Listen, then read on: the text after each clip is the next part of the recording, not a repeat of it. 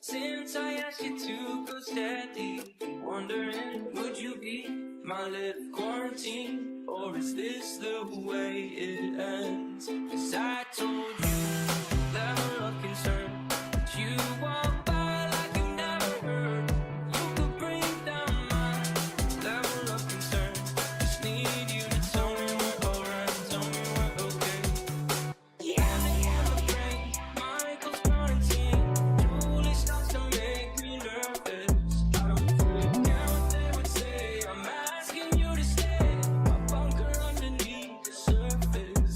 Wondering, would you be my little quarantine, or is this the way it ends? 'Cause I told you level of concern, but you walk by like you never heard. You could bring down my level of concern. Just need you to tell me we're alright, tell me we're okay. Yeah. Tell me we're alright, tell me we're okay. Yeah. Tell me we're alright, tell me we're okay. Bring down my level of concern. Just need you to tell me we're alright, tell me we're okay. Yeah.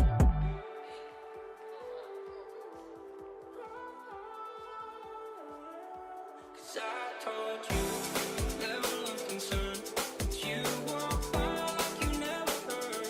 You could bring down my level of concern. Just need you to tell me we're alright, tell me we're okay. Need you to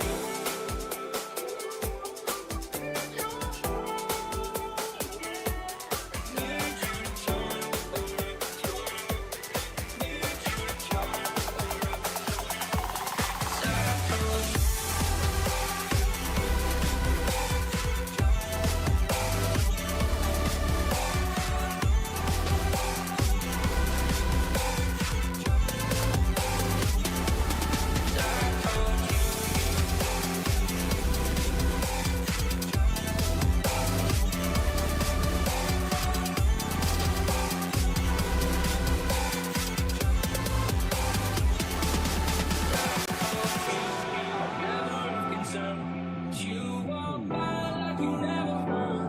You could bring down my level of concern. Just need you to As far back as I can remember, I always wanted to be a gangster.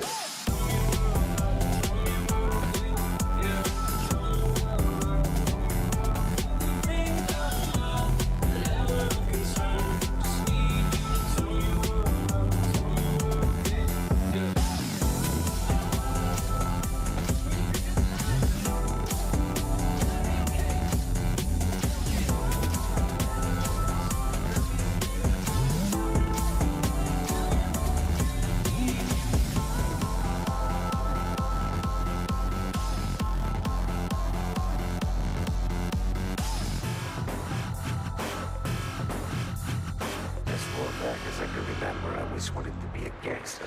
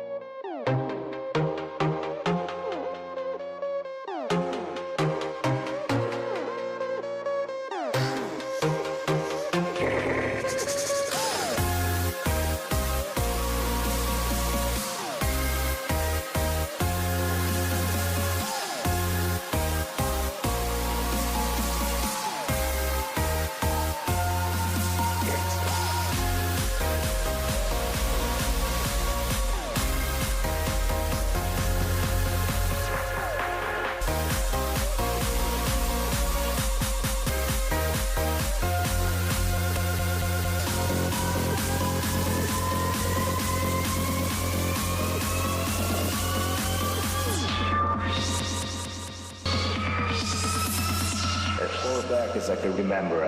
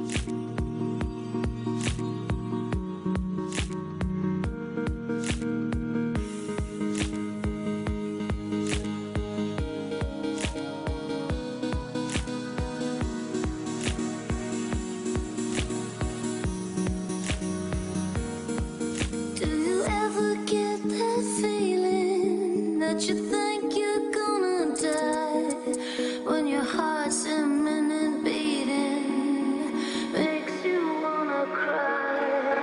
When you feel you can't go on with this somber life, every time you get close to the top, you fall crashing down from the sky,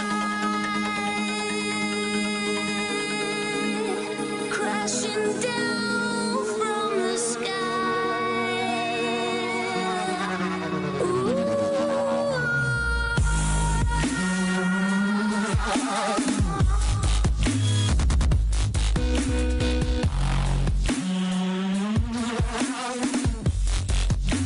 Crashing down from the sky. Oh, crashing down from the sky.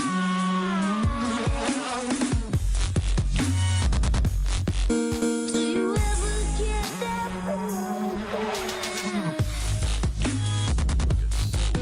when you think you're gonna die? When your heart's makes you wanna cry.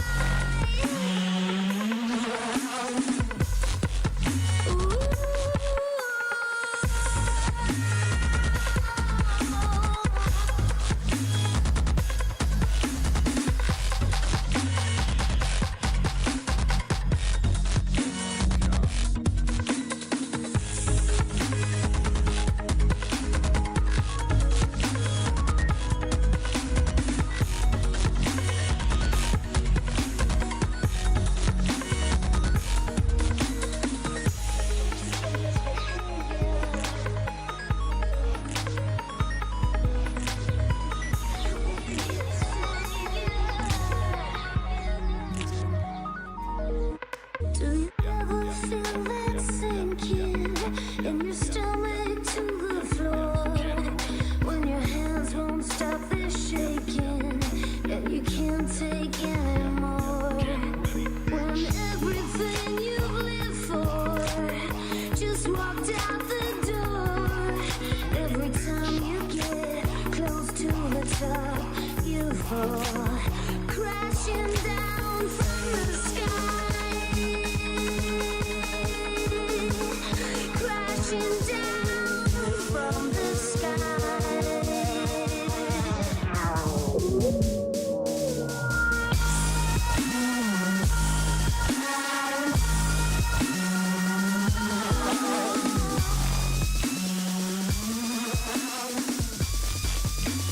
Crashing down from the sky. Oh, crashing down from the sky. Do you ever feel that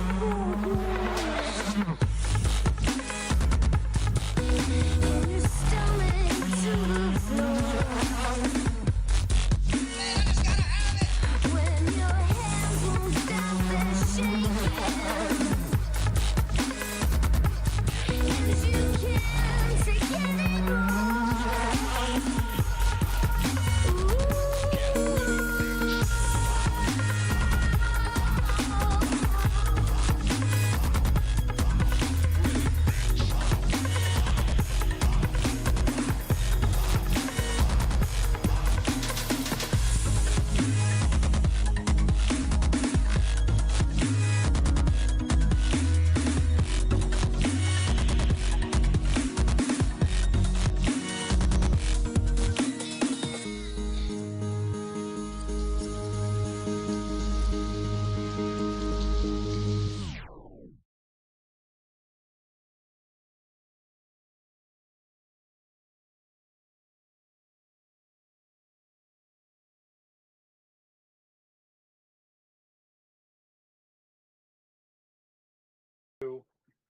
One.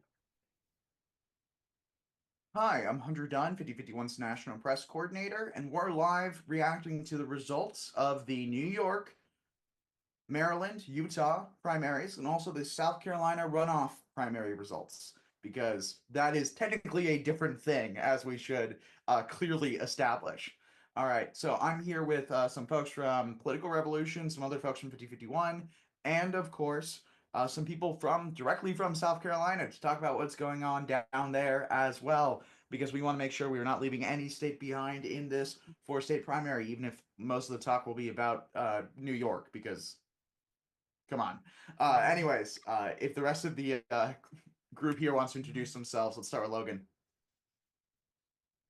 Hi everyone, Logan Keith, 5051, calling in from Massachusetts, and definitely very excited to talk about the New York race.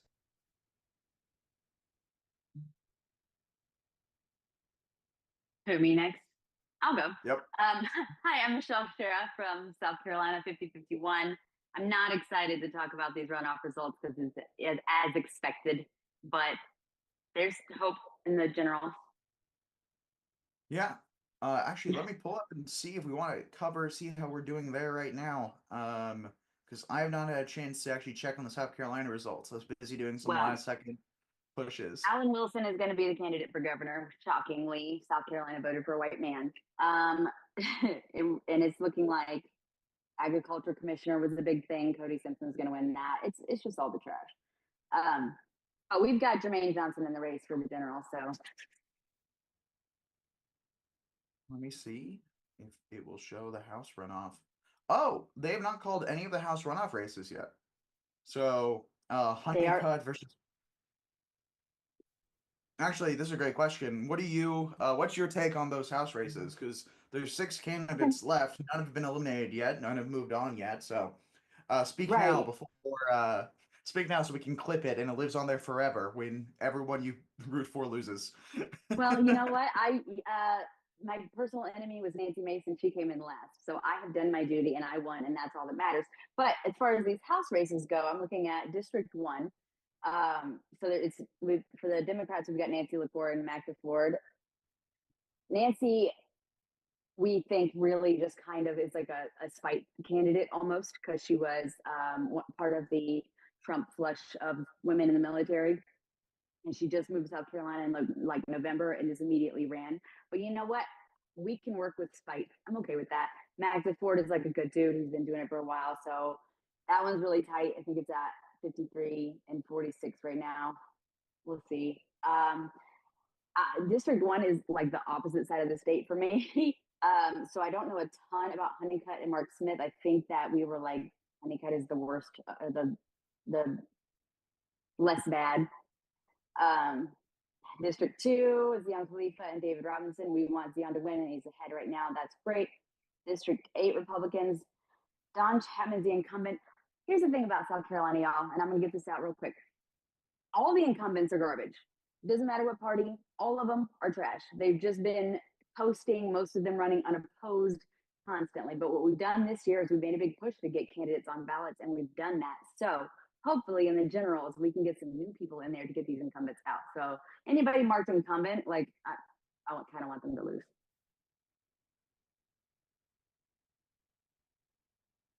I mean, look, I come from California, so obviously my complaining is going to fall on some deaf ears because, you know, we are the bluest of blue. However, I would argue before we are blue, we are corporate.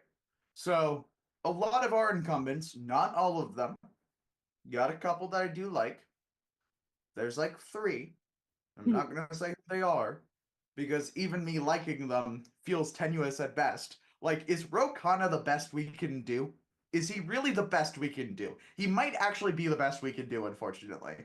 At least relative to Silicon Valley. It's kind of crazy we have him. But yeah, broadly speaking, not a giant fan of them besides Simon and a few of the other ones. And I think it's because we are a strong blue state, so there's not really much of a competition. Gavin Newsom, probably a Republican in a red state like South Carolina, going to be honest. So that's sort of the situation that we find ourselves in. Obviously, I'd rather it be blue terrible than red terrible, but still, so I sympathize.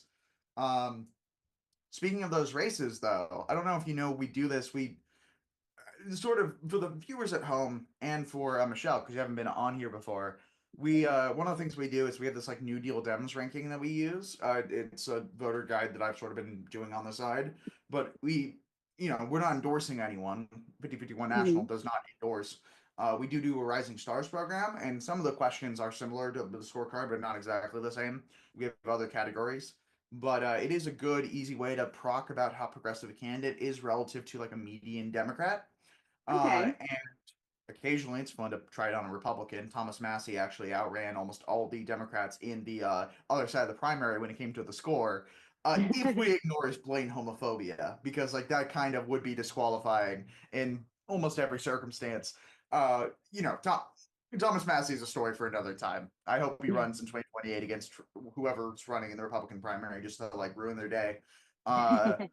Irregardless, when it comes to the South Carolina House runoffs, let me see if I can pull up if my computer won't freeze on me, which it's currently doing right now. It's almost like While we're it's trying to freezing, I'll Brad tell you that we have a voter guide also, but we called it the bootlicker guide. And so it is rated on a scale of 0 to 5. How many boots does the candidate lick? Obviously, That is it is. fantastic. Can we pull this It's up a, on the screen? yeah, I want to see this.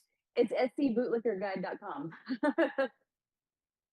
Hold on, that's the wrong one. Let me make sure It's I pretty actually got the new, but it's pretty fun.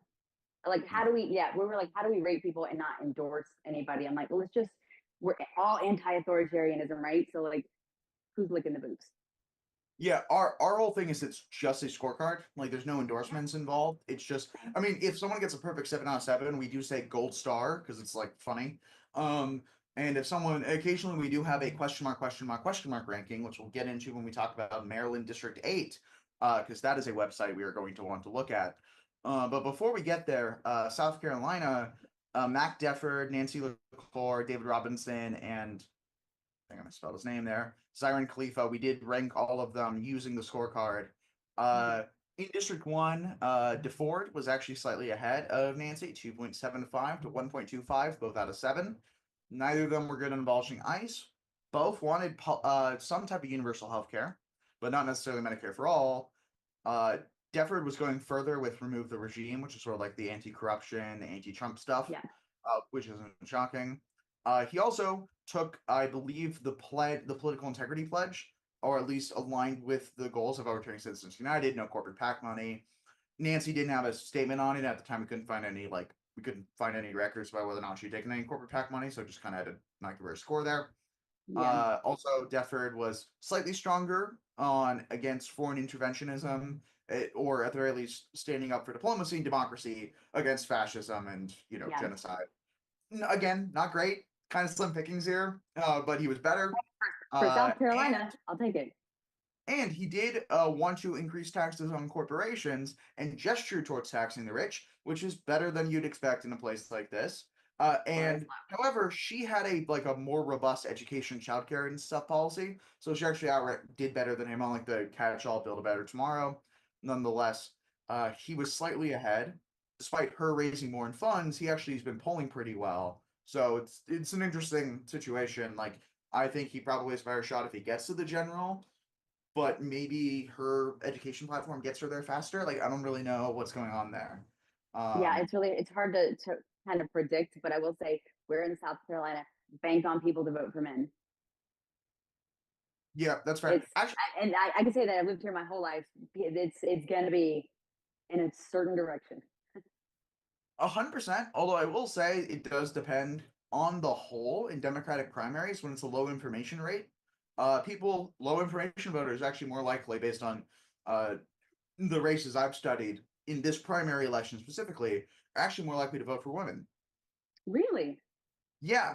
My favorite example of this was a race when there was a Texas runoff and the girl dropped out and endorsed the guy and then still got 40% of the vote. Hey, that's my favorite example of that. Very funny. I love that. Now, they have very similar policies too. So, it was actually a really good test case as an example. And Texas is a pretty conservative area. It was like a conservative part of Texas too. But I did see this trend repeatedly when there's a lot of low information voters. There wasn't much information about a race out there. Like I was having to really dig. I do keep track of that. Girls tended to do better relative to expectation, I guess. Maybe that's just my own hatred for South Carolina at this moment. I really hate Alan Wilson. People also 20,000 people vote for Eric Swalwell despite him dropping out because he raped multiple people allegedly. So like, you know, again, like there's still a lot of bad pro men voters out there, don't get me wrong, but I'm just like, you know, we are starting to bridge some of the gaps, you know, which is nice, Yay! at least in certain circumstances. My theory behind it is that, like, with the Epstein files, with a lot of like misconduct scandals, people feel like girls are safer votes, less likely to have done one of those things, which is probably statistically true. So, you know, I get it. I don't have a critique. There's a lot of races right now where I'm looking at like a guy and I'm like, I think you've done something based on some stuff I've heard, but I can't prove it. So I can't like come out here and accuse you of something I don't have evidence of. But by Right, but I God, do I don't hope this girl believe it. beats you. Mhm. Like, Yeah, so you right? know, it's a common problem. Speaking of though, what other races do we have going on the South Carolina level that aren't the House? I mean, there's the, all right. The agriculture commissioner has been heated, and let me tell you why. Usually, nobody gives a shit, but Cody Simpson, who has nothing on his webpage except for "I love Trump" and "Trump is good," and that's it. That's all he's got.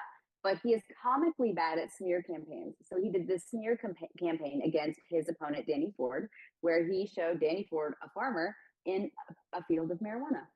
And he was like, "This isn't AI generated. This is real. Don't vote for this guy." And we're all like, "Yeah, we're definitely voting for that guy now." Like, I didn't even know his name until he did that. Now we all know. Unfortunately, um, Cody Simpson won, but I think it's because we're in South Carolina. He's like, "I love Trump. I like the boots," and that's what gets you votes here a lot. Oh yes. Do you want to break down this? Can we pull this up? Because I really want to see this boot scorecard. This sounds Oh fantastic. yeah. It's the bootliquorguide.com.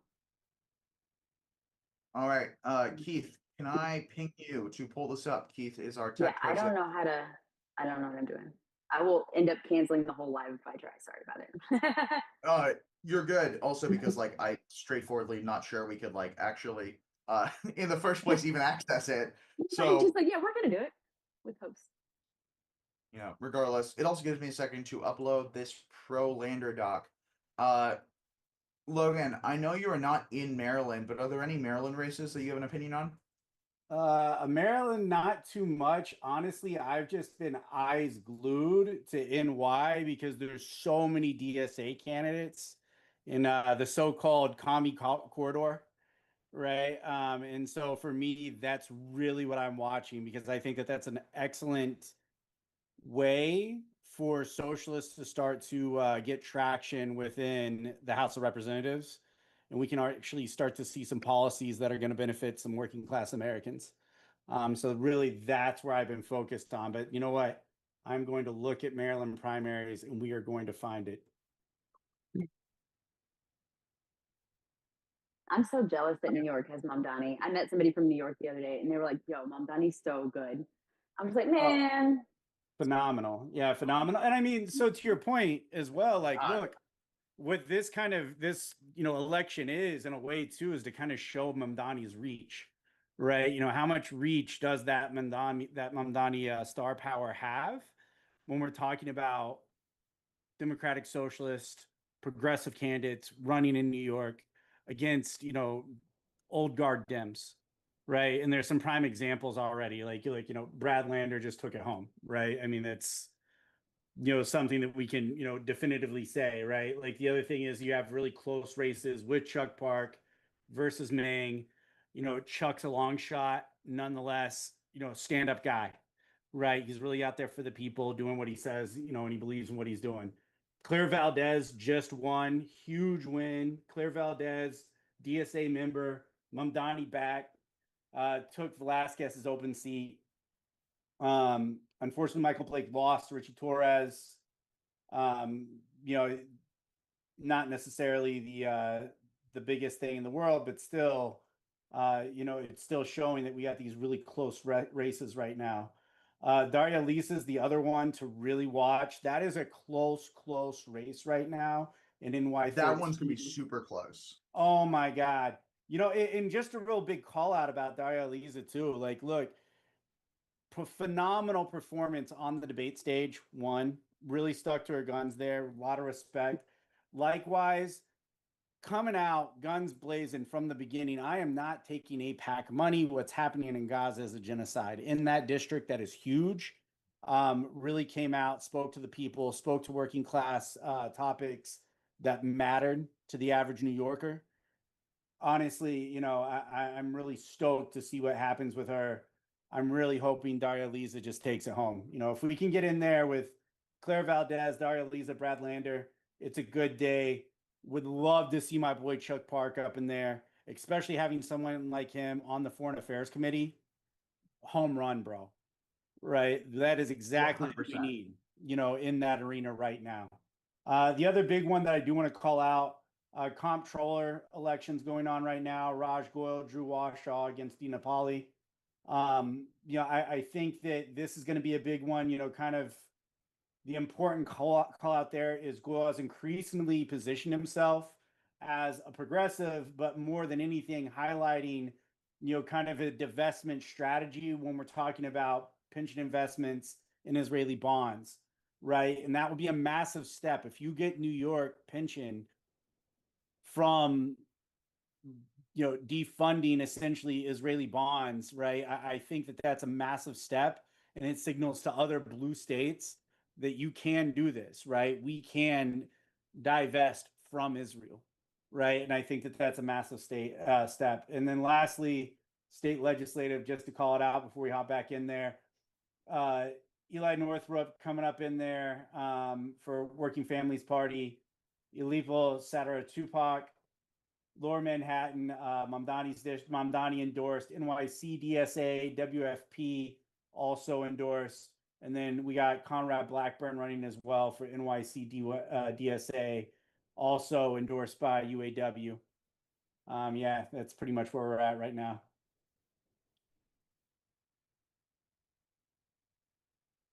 %. I am just currently trying to. Blue Sky is fighting me on the Brad Lander congratulations. So I'm doing the best I can. If any of you who also have access to the 5051 social media want to preempt me on this, you are more than willing to do so. Until that time, though, I'm going to be struggling. We'll try to help moderate this. I do want to say, and whoops, Brad Lander 1. They one called reads the two alt of the text, South right? Carolina House districts. Which one did they just call? They called 99, the Republican runoff for Jared Brooks, and they called District 8 runoff for Don Chapman, the incumbent. This is State House, right? Yes. Yeah, that's for the House. State House, sorry. The U.S. House, they have not done. I mean, they're still at like 82%. So they're pretty close. Is Claire Valdez DSA backed?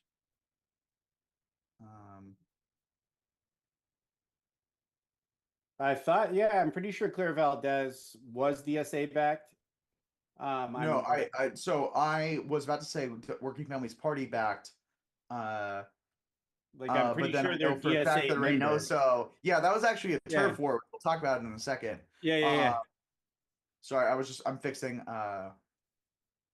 You're doing great. So, but speaking of, on the New York side of things, Claire Valdez's win over Reynoso is a clear victory just for Mamdani's backing, generally speaking.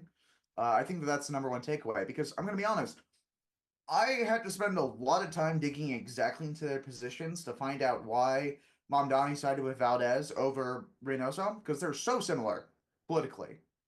They're not that different politically. She is more progressive than him, but like outside of just like being an avowed leftist, which is kind of enough on the face of it, like pro Mamdanification candidate, she was faster to the draw in Palestine than he was. I would argue she pushed him left. He took a little bit of corporate PAC money, and also like some of her proposals regarding childcare and education and stuff were a little bit to his left. Even if I thought he was slightly better on housing, she was overall better when it came to like Green New Deal, education, renters assistance, et cetera, et cetera. So, I mean, honestly, like Reynoso winning, like Reynoso would be a great representative. Valdez would just be slightly better. And that slight difference led to a crazy turf war that Mamdani won. So more power to him. You know what I mean? Mamdanification is just the best thing that I've ever heard. Yeah. That's the name of my sway voting guide, actually, the one that I do with my buddy Steve. He's probably best known for Dan Goldman stole his work one time, which we made Dan Goldman's life a little bit worse over that. But outside of that, he's probably most well known for being the guy who like helped front a bunch of Kataboo's comedy shows when she was running for Congress in Illinois District 9. Kataboo Ghazaleh, one of 5051's first rising stars. Oh, We met him at a DC protest, and I became pretty close, and we've been working on that project together. But he was like the opening act for a lot of the fundraisers for Cat because he's a nice. comedian, he's on like Chicago Med and stuff. Like he's pretty funny. He's doing some. He's actually in New York right now, stumping for Brad and Claire, and I mean they're probably at the watch parties now, but that's what he was doing all day. I was a little bit jealous I couldn't join because unfortunately, the flights from California to New York on short notice are extremely expensive. And I am 23 and I'm student loan. So, Yeah. Don't worry, your 30s are like your 20s, but with money if you don't have kids. And if the government holds up. Yeah, it's probably not going to make it to your 30s. I don't know. Yeah, It's pretty rough out here. say I got kids, so like that doesn't even count for me. But yeah, I mean, talking about Valdez too, I mean, what's really cool, I think, about, seeing candidates like Valdez win, it's a little bit like seeing AOC win, right? Like you're talking about someone that comes from working class America, right? Like this is a person, I mean, what, she worked at like Pizza Hut, Trader Joe's, you know what I mean, coming up. This is somebody that's an everyday person, right? That got super involved within her local community, came up in UAW local 2110. So what's important about the UAW there, and I want to make sure that this is clear to everyone. Yes, UAW is United Auto Workers. Oddly enough, a lot of graduate student unions and workers in universities also fall under UAW now, right? And that's how she got in there. So what you're really seeing is a pro-labor candidate. If I remember correctly, I saw Sean Fain up on stage with her in Mamdani at one of her press conferences, which if you don't know who Sean Fain is, don't fucking confuse the guy with Sean O'Brien. But I made that mistake once. Logan came to my house. Yeah, it's the wrong Irish guy. But yeah, wrong Irish guy in labor. I know it's confusing. There's plenty of them. But Sean Fain, though, brilliant labor leader here in America. Really carrying the torch in UAW. And so when you see an endorsement for someone, like Claire Valdez coming from Sean Fain, coming from Mamdani, someone that, worked their ass off, as a regular America paying bills, right? That's exactly what we need right now. That is exactly what we need in Congress. Enough of these billionaires, corporate backed shills. We don't need that anymore. We need real Americans in there standing for us and representing us in government. And I think that's what we're going to get here with Valdez. No, What we're hoping for in South Carolina. Yeah. And that's why I have the Mamdanification voting guide. The whole idea is to get the most Mamdani-like candidate in every race in the country, or at least as close as possible. I apparently have a 100% streak in Maryland so far, which is cool. Based on just like getting people out to vote, which is nice. Which I didn't know it tracked that, but it does. People can say if they like voted, because like if they want to, they can like put their ballot stuff into there, which is cool. Like they don't have to. It's completely like, look, I'm 50-51, right? So like OPSEC is a big thing. It does like interface with like the government's voter roll, which you already have. So obviously, like, it's not taking any information that the feds don't already have, and you really give it. But it is nice to know like that it can track that if you wanted to track that. And it's cool that everyone in Maryland was like, you know what? We want these guys to know that we listen to them, which is sweet of the people of Maryland, the entire population of Maryland. Thank you guys for being so generous with your data. Please don't be that generous with your data. But you can literally just say like, pick a random park and then like show all the candidates who would be in that park district. So like you don't have to give it. And I know because like my uncle is very security minded, and you should see I was showing him some of it. Regardless, let's get back to I really want to get back to this bootlickers guide though. Look, this was, I know, MySpace level coding, so we did our best, so don't judge the format. Look, whatever makes it. Why do I have so many tabs open? Whatever makes it possible. It's functional. All right, yeah. Do you want to cover, or have any of these races been called for the bootlickers that we haven't already covered? The bootlickers, you mean everybody in South Carolina? Well, let's yeah, see but if I we- mean, like, there's less bootlickers, right? So, like, do we have a like a canonical bootlicker score for some of these candidates? there's a 0, which is boot free, which means that, and it'll detail. It says they have been offered the boot, they declined, and they meant it. So there's a calculator in South Carolina Bootlicker Guide, and you can answer 7 different questions about what a candidate would do in a certain situation, and then it calculates the score for you. So we put in, it was 1 to 5 because I forgot that good people exist in politics, and so then we had to edit it. But yeah, so they've called. Let's see, we've called House District 1. Attorney General is David Stumbo. I mean, that was kind of like 6 of one, half a dozen of the other. Yeah, they haven't called any either. The only the Democrats haven't been called. Like, come on now, y'all. So Well, apparently, usually that either means that all of you guys were reading very closely policies and deciding who you guys agreed with, or you weren't doing that and you guys voted randomly. So or both. So that either means you guys have very high information or very low information, or simultaneously both. So I would say take the win. yeah, Because in I will California- say they were trying to they were voting on redistricting right before, like, actually I think right as early voting was starting for the primaries. And South Carolinians, specifically Democrats, showed up in early voting because the more people who voted, the less likely they were to be able to trump all the laws to pass the redistricting in the most gerrymandered state in the country. Like, it's like, why are you even trying to do this? But like, I do think people who are voting Democratic are more educated. They really understand, like, I tend to lean towards the former of your options, is that they're more educated. They're making more informed decisions. Because, to just know that, hey, we all need to get out there and vote early to stop this redistricting bullshit. Like, you've got to be kind of in tune. So, I mean, it seems like a low bar, y'all, at South Carolina. Well, hey, look, a low bar is better than no bar at all.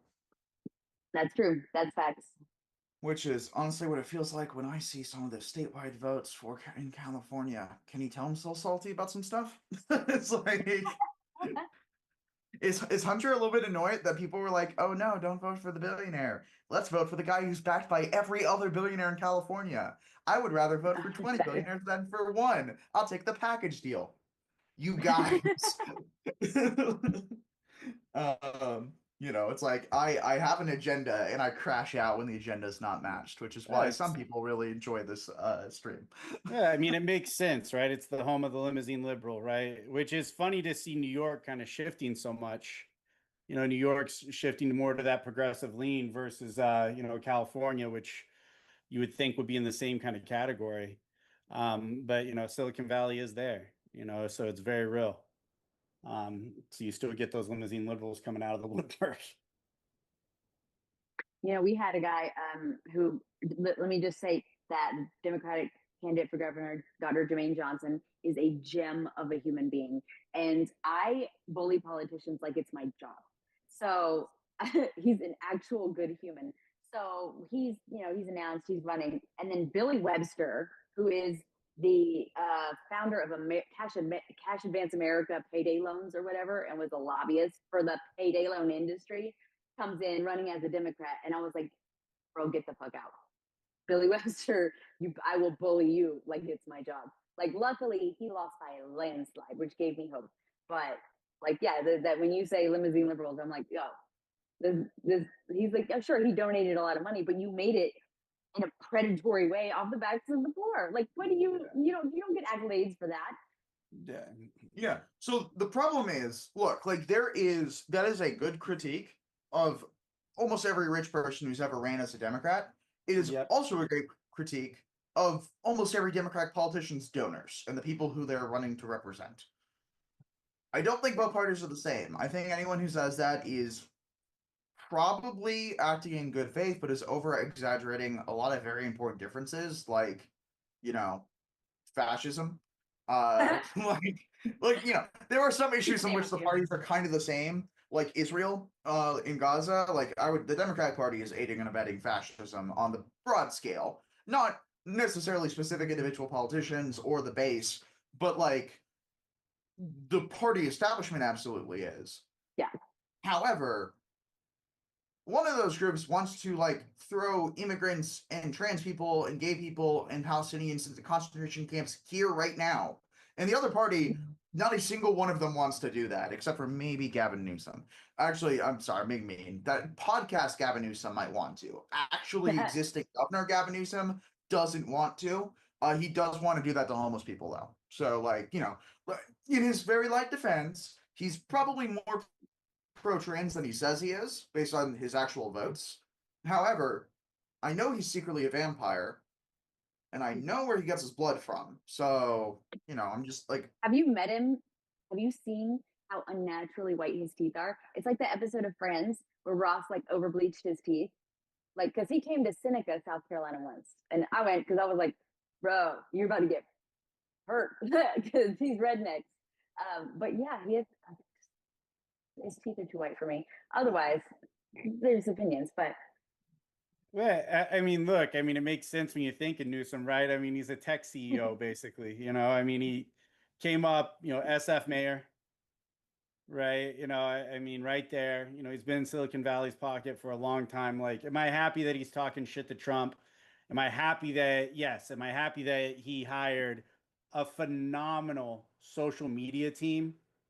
And he yeah, did, right? Without a fucking doubt. Yes, and God bless those people. They are hardworking, right? But ultimately at the end of the day, he's gonna do what he's gonna do. And I mean, we should expect to see him coming up here in 2028. I'd find yeah, I'd find it extremely surprising if he doesn't throw his hat in the ring. And so for me, then it begs the question, who's going to be the progressive champion, right? That goes in there and tries to fight him. I don't know yet. There's some people I hope that run. Unfortunately, I think just because his star power, a lot of people are going to gravitate to that.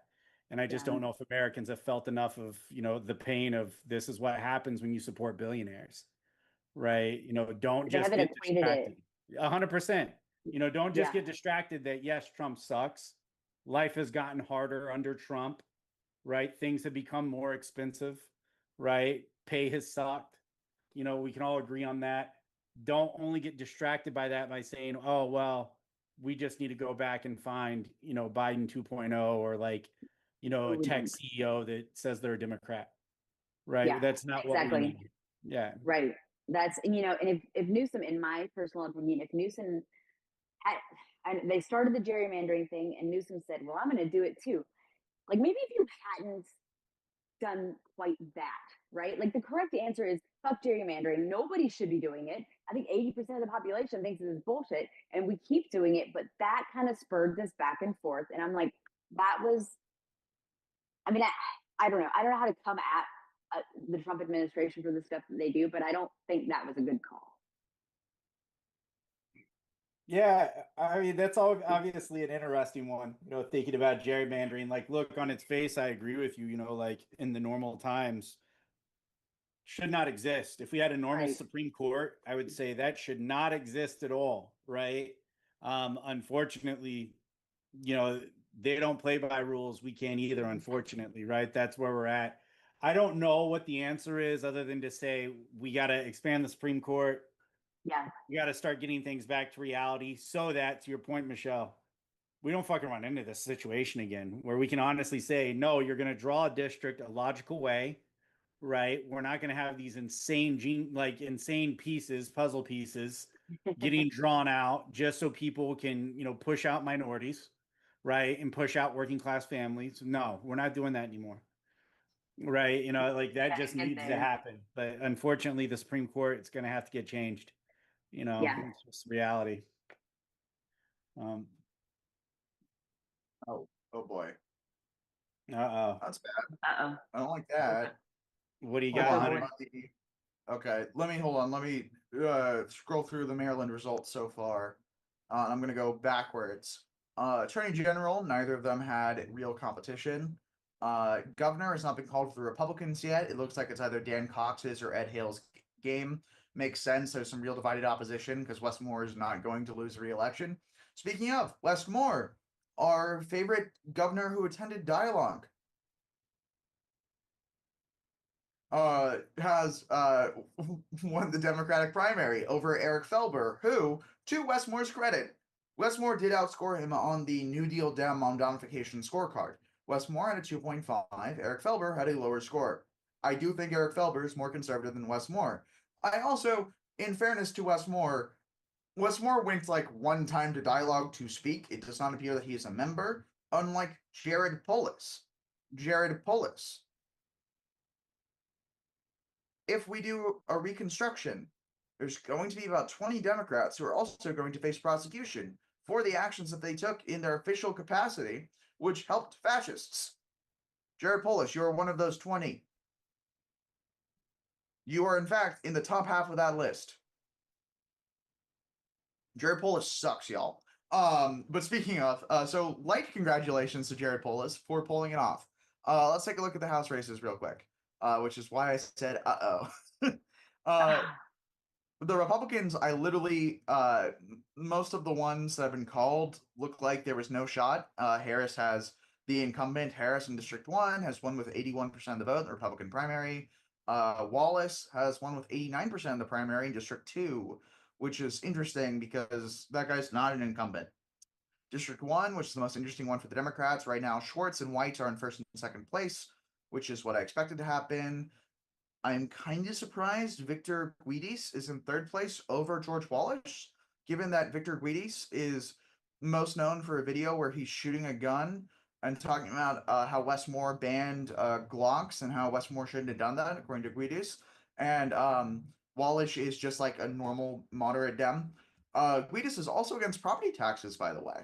However, he is pro phonics. I think he's pro Medicare for all and a couple other things, which makes him kind of a confusing candidate. He's like someone took a libertarian and then mixed them up with a social democrat in a way that doesn't make coherent ideological sense. But nonetheless, he's right about phonics, though. We should teach that in schools. District 2, incumbent 1. District 3, incumbent 1, which sucks because Austin, his name is Dyches. I believe it's pronounced.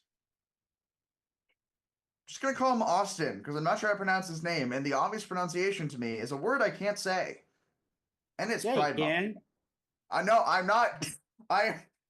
We're not getting into Hunter's identities onto this chat, but Hunter is not allowed. Hunter cannot say this word specifically. Austin was one of the few 7 out of 7 Gold Star candidates of the night, which is very funny now in retrospect. That's called Gold Star considering his last name, which you can go Google in the audience. I am so sorry for this travesty of events. Please tell me now if you know how to clip. In District 4, Glenn Ivey has, oh geez, actually that one sucks. I like Jakaya Johnson a lot. Jakaya Johnson got under 12% of the vote, and Glenn Ivey got 78% of the vote, which makes sense because Glenn Ivey's the incumbent and very unfortunately very pro APAC, as is Elfreth, as is Olszewski.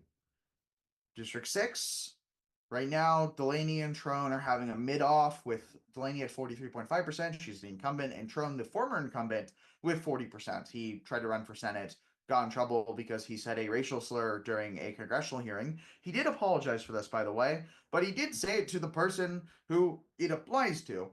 And also he was like really bad on Gaza. Like Delaney's APAC endorsed. However, Trone's worse. Trone supported the Anti-Israel Boycott Act, which would make boycotting Israel a federal offense for up to 20 years in prison. So David Trone is a special kind of awful. Also supports the West Bank settlements, from my understanding. So here's to hoping that Delaney wins the mid-off, because unfortunately Goldstein and Wetchaluk are nowhere near. District 7, Mufume won over Conway. People thought that might be close. It was not, which makes sense. He's an incumbent. And Jamie Raskin won in District 8 with 92.5% of the vote so far, which makes sense. And JD Kumar, our question mark candidate of the night, which we'll get into later, was in second place with 2.5%. District 5 is the one. There were 24 people on the ballot in District 5. Hey, Michelle, where'd you go? I had to pay, if I'm being honest. You're good. You're good. We are in District 5. Do you guys want to hold on? Keith, I'm giving you an image to just drop into the chat to just show on the thing. Nope, I cannot put images into screenshot. Where? Nope. Yep. You're gonna have to do it. You can't do it on Zoom. You want to take an over under on how long this is going to take?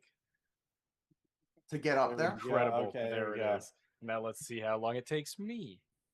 Okay. There are I 24 got it. candidates on this. And the one who won is actually the worst of the 7 major candidates. Unfortunately, according to our mom notification score. Guess who APAC was backing? Guelpho. Guess who won? This is why we need fucking RCV. Half these Yep. clowns, there's no way they'd fucking win under RCV. No Uh, fucking way. Also, to be clear, this is everyone's fault. In second place is Quincy Barabee with 8,000 votes and 20% under Bofo's 32.1. A lot of people were literally voting for anyone but Adrian, so like this is embarrassing that this happened. Barabee was backed by Jamal Bowman. In third place was Harry Dunn, who was, amongst other things, the Capitol Police officer during Jan 6. He's the one who's a hero, you know, like that one. He's one of 3 cops who aren't bad. All 3. The second one's Michael Fanone, and the third one is Dealer's Choice. Harry Dunn got 13.6%. He was backed by the Working Families Party. He also once called me, he once joked on stage that I was his brother. So I do like Harry Dunn, despite him being too pro-Israel for my taste. But not in an APAC way, in a just he's dumb and old way, which is not the same thing. And I should... I have argued with Joe Walsh about Israel like directly. I know Joe Walsh isn't bot. I know he's just from a generation where if you're anti-Israel, you're anti-Semitic definitionally, and he's finally gotten out from that, but he hasn't gotten into the it's a genocide yet, and we're working on it. And will he get there? Probably not, but I try. And I feel like Harry Dunn's in there, but he has more time to fix it. And also, like, he's not as bad on it as like most pro-Israel people. I just had to say, like, I'm not wholly endorsing Harry Dunn's political views. The Working Families Party did that, okay? You can take all complaints to the Maryland WFP, who I do like and do respect. But nonetheless, fourth place was Rushern Baker, who really wasn't running on anything with 9.8%. He's a former county exec. Fifth place was Blagay, who was endorsed by Ro Khanna, Our Revolution, National Nurses Union. Guys, how did you endorse a fifth place candidate? Yes, I know who's the most progressive. Harry Dunn was the second most progressive. What are we doing? Arthur Ellis, who literally wasn't running on anything, and I say this with 100% confidence, in sixth place with 4.1%. Collins, who I didn't even pay attention to, in seventh place. Williams in eighth place, and Harry Jarin in ninth place, who, by all accounts, pretty cool guy, signed on to the Courage Candidate Pledge, so I'm going to give him a shout out there. Everyone below Jarin did manage to get 1% of the vote. There are 16 more people on this list. One of them got 74 votes. How do y'all get that many people? Yeah, God knows. That's like some local law at that point. Like you just need like 5 signatures or some shit, I'm sure. Yeah. Hold on. Actually, if you think this is bad, how many people were on the ballot for the California governor's race? Oh. The shit show. I don't know. Tell me. I don't even know. 61. That's insane. That's Including a man named Living for God and Country DeMott. Living for God was one word, and country was the second word. DeMott was the third word. Do you think he changed his name just for that Same election? question. No, clearly, because he had a photo of his ID from like a couple of years ago on his campaign page to prove that that's his actual name. So Is Okay. it on his birth certificate? I don't know. I didn't pay that much. You can also get that changed, by the way. He was outran by Brock D. Obama Shah, though.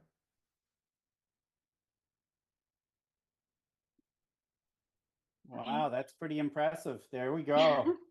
And Daria Lisa, projected winner, NBC. what? No way. Yeah. Okay.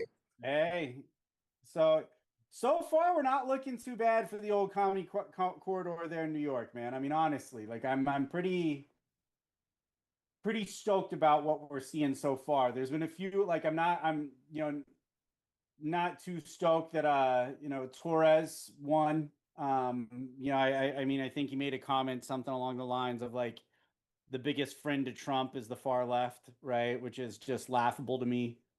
But other than that, I think we're looking pretty good. I really wish my boy Chuck Park would pull it home. Unfortunately, looks like Grace Meng just got called as projected winner. Yeah. The only thing I want to say here is with this is huge shout out to Chuck Park, right? Like the guy took no money from PACs, really came in, ran a hard campaign. He's somebody that I really think you're going to see again. I think the next time that he runs, he's gonna come back a lot stronger. Looks like he took home 42% of the vote. I think give him another cycle, right? And I want to see this guy coming out swinging. He's one of those guys that I'm hoping. I don't know what happened with the WFP endorsement. I'm really hoping next time he gets the WFP endorsement, gets a DSA endorsement, pulls a few unions in, and then I think he's got it, right? I mean, to me, it's just he's a clear choice of what we need right now in the House of Representatives, right? Look, What is the Look, we commie should- corridor? Oh, it's like a- sorry. Logan, Sorry, Sorry. I'm a southerner. Yeah. Sorry. So it's like an area from like, Brooklyn to Queens, essentially, right? Like Brooklyn, Queens, up through part of Manhattan. I don't know if you want to call it that or not. But it's a chunk of New York, right? Like all through the city and the boroughs, Okay. right? Yeah, and it's just kind of a newer phrase that's been kind of coined. And the reason being is because you're seeing like a lot of DSA people, right? Okay. Full disclosure, I'm a dues paying member of DSA, have been Hey. for quite some time. Here for it. So that being said, it's one of those things like we need more than just the two parties. And so anytime I see like a DSA candidate coming out, a WFP candidate coming out, really like winning, taking it home, I get really excited. Because those are, when we're talking about WFP and DSA specifically, those are two groups that genuinely, if you get that endorsement, this person legitimately gives a shit about the everyday American, the everyday worker. They care about human beings. They just want to see what's best, for just the worker, right? They don't give a Again, shit the about bar is so low, is you just have to give a shit about people. yeah. You just got to give a shit about the average worker now, right? That's where we're Yeah. at, Yeah. Look, for those who aren't aware, which I feel like everyone watching this probably knows, but in case, part of the whole discussion with New York District 7, which Claire Valdez won over Reynoso and also over Julie Wan, who, side note, I've never read a candidate's policy positions before and come away being like, I know what forum you were on in the 2010s. She's clearly somehow influenced by the Less Wrong forum, like rationalism, effective altruism. I've never seen a candidate who was more obviously influenced by it regarding their AI policies and UBI policies. Is that an insult? Maybe, slightly. Better than the median Dem, not as good as Reynoso or Valdez. But part of the reason why the Valdez and Reynoso thing was so complicated was the Working Families Party, which was instrumental in Mamdani's win, and DSA did not pick the same person.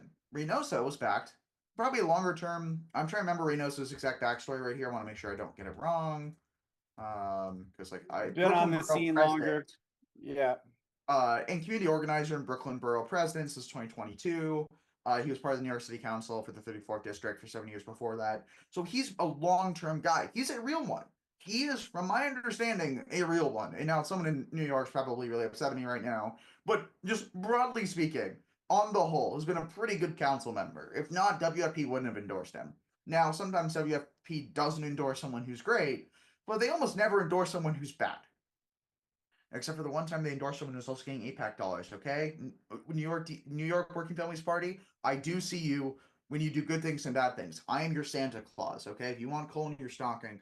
Regardless, generally speaking, New York Working Families Party and Working Families Party in the whole, they're locked in. They're great. They're fantastic. And also, I'm pretty sure the time when they backed someone who APAC was backing, that person was still better than the opponent. So, anyways, point being, Working Families Party and DSA backing two opposing candidates in New York was kind of unprecedented given the coalition we have. It kind of was like that one image of like a mom and a dad fighting, and you see the shadows, and then like and then like the kids like this, and they're all wolves for some reason. Like that's how a lot of people reacted to the Reynoso Valdez fight, because it was like two really good people were disagreeing really loudly in front of you, and it was really uncomfortable because you've known them since they've been dating, and they've been dating for 5 years. Uh, and now that it's over, Valdez won, so we're done with it now. We don't need to do it anymore. We're done, unless Reynoso pulls a Cuomo, which would be really annoying. Reynoso, please don't pull a Cuomo, and I mean that in every possible sense of the word. Um, because New York doesn't have a sore loser law. You can lose a primary and then run in the general. Um, I'm not sure actually for congressional races, but so in almost every state in the union, in 48 out of 50 states, there are strong sore loser laws. If you run in the primary, you cannot run in the general if you lose your primary, Okay.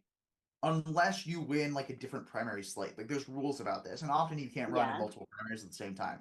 Now, New York, from my understanding, is a bit of like a Wild West laws wise, but there might be rules for a congressional district. But it's why Cuomo was able to run as an independent after losing the mayoral primary. Normally, you can't do that. And Okay. also, and the reason why you don't want to do that is because spoilers, right? You don't want like a really bad Dem pulling 20% of the vote, and then suddenly a Republican wins. Like that, like no one wants that. It sucks for everyone. It would incentivize political parties to run more fake candidates to try to vote split in the general, which, by the way, happens in the primary. First race I ever worked on when I was a teenager. I was working for the one Democrat in the race. Grew up in like County of Reagan, Orange County, California. I was working for the one Democrat, so like we weren't dealing with our stuff. But the Republicans, there was like two white guys and Tyler Deep were running. And Tyler Deep's campaign manager's son, who had the same last name as one of the two white guys running against him, was also running. And he got like 3 to 4% of the vote, which might have been why Tyler won. Would it shock you to know that every person who was running in the Republican primary, except for Tyler Deep, endorsed Josh Lowenthal, the one Democrat, because they're so pissed off at what Deep did? You know, Wow. it's just like Like, people do that in the primaries, and you can't stop them. Like there's no way to stop this. Like legally speaking, there's just not a solution.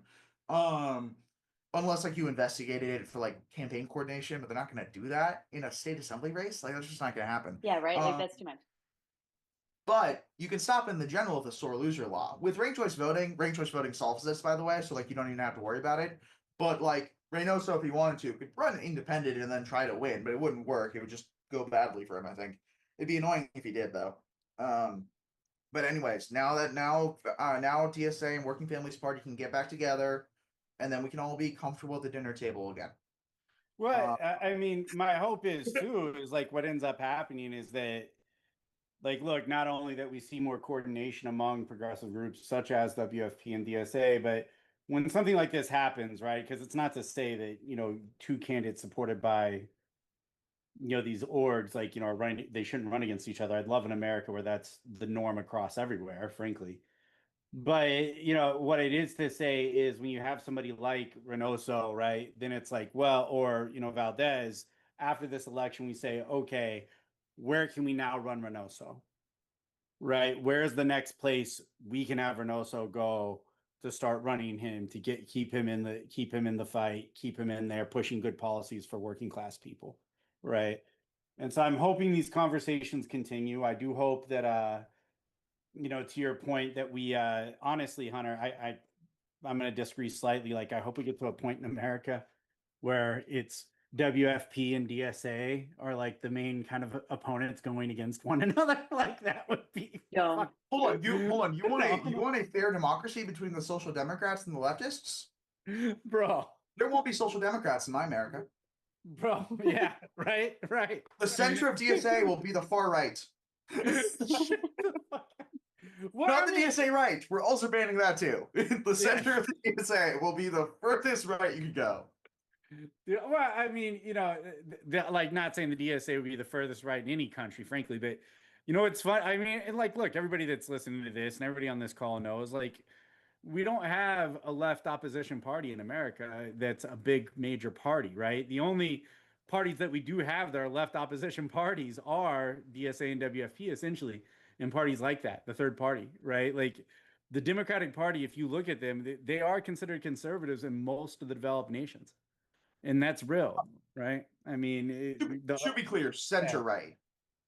yeah, center right, yeah, totally, But that is still, like- absolute, yeah, like 100% CDU, right? Yeah. Like that's what I It's- consider them. It's also more CDU. complicated Yeah. because Democratic Party is to the right economically of most center right parties. They're to the left of most center right parties when it comes to social issues, including immigration. On immigration specifically, they're left of most of the left parties, actually. Like, I want to be very clear about this when it comes to trans rights and immigration. Those Yeah. two things, the Democratic Party makes labor look the Democratic Party makes labor look like Republicans.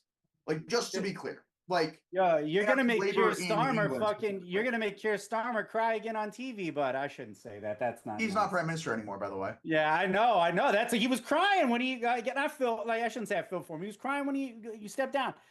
Like, look, man. Yeah, I mean, to your point, it's like this. Like, it's one of those things. When I look at America, part of the biggest problem that we have is we have this two-party system, both controlled by billionaires, right? Yes.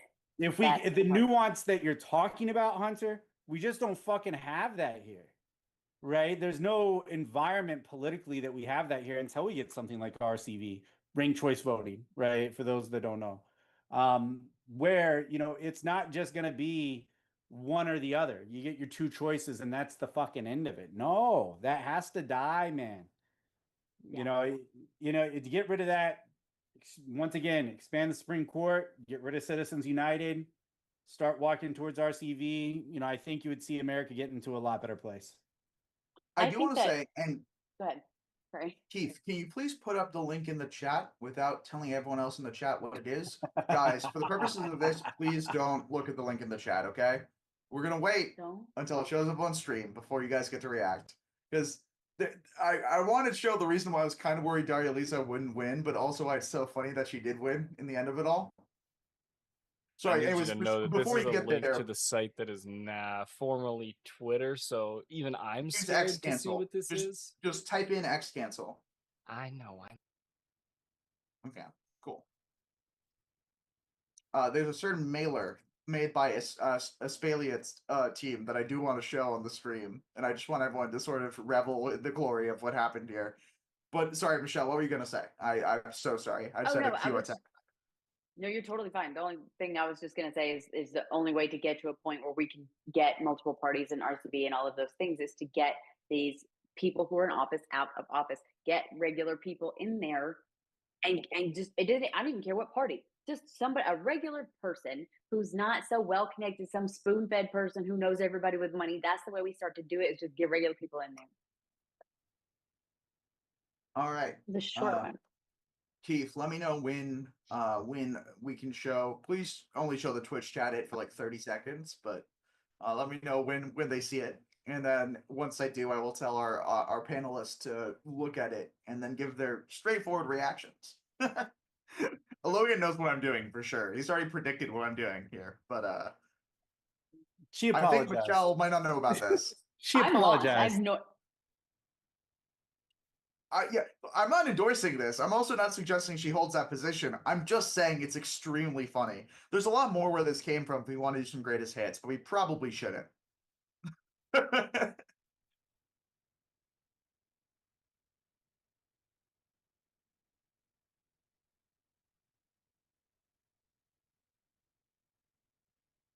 I'm not gonna cheat and pull up the live. I was gonna cheat and pull up the live and see what you're talking about, but no. Oh, if wait. you want to pull up the live, then if No, you want to pull up the no, live, no, no. then be my guest. That's part of it. I just want to make No. sure you don't see it. The audience does. I'll wait. Oh, it's I'll up. wait Yeah, for you it. can take a look. It's up. I can look. Look, this is a winning message in the Democratic Party now, at least in a part of New York.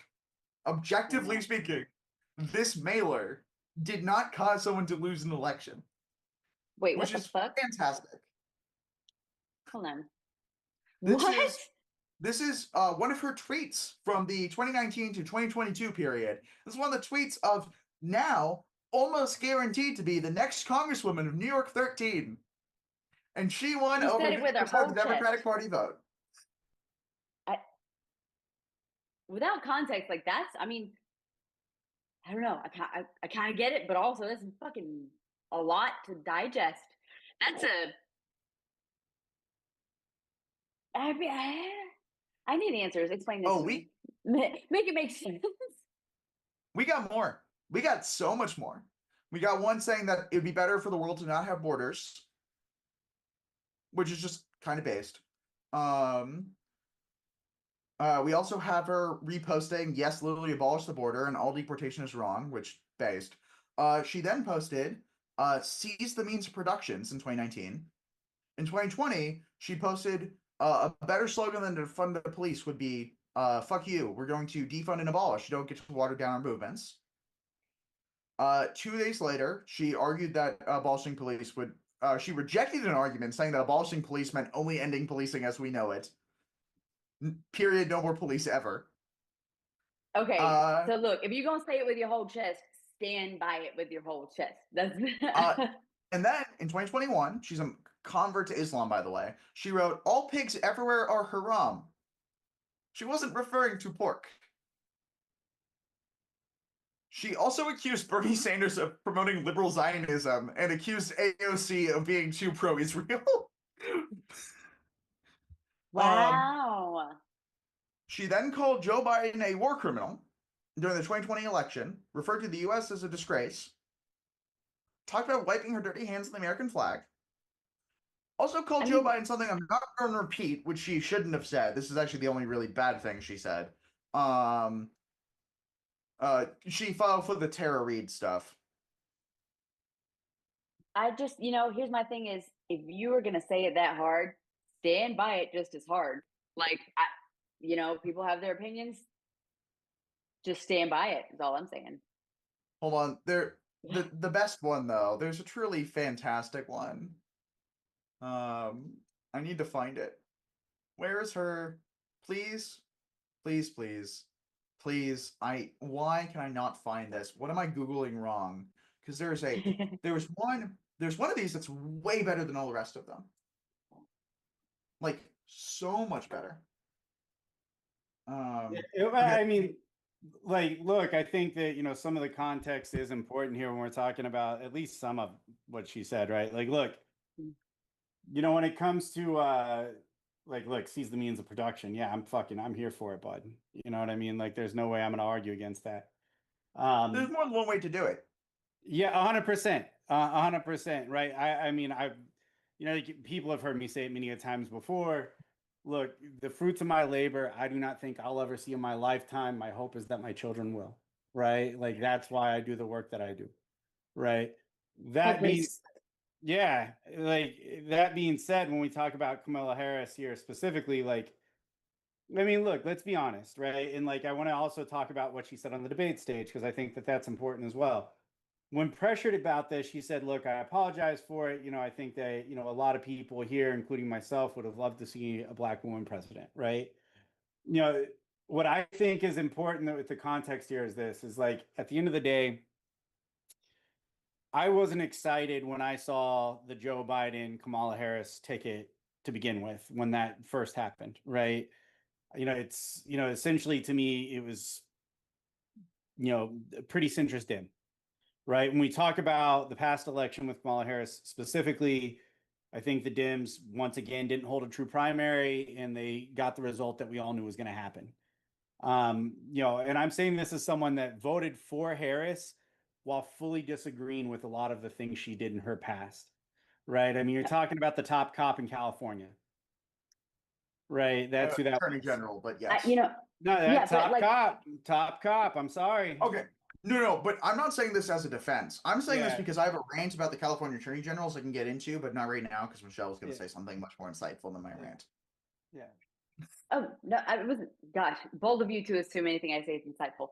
I know. I was just gonna say all of this prediction stuff. I think when that big election where there was like all these Democrats running and everybody voted for, everybody. Biden was voted in because he was like the most likely to win. Can we fucking stop doing that shit? Like, literally just vote for the best person, because it's not working out. You know what I mean? Our strategy is not working. Vote for the person that you actually care about. Stop trying to strategize.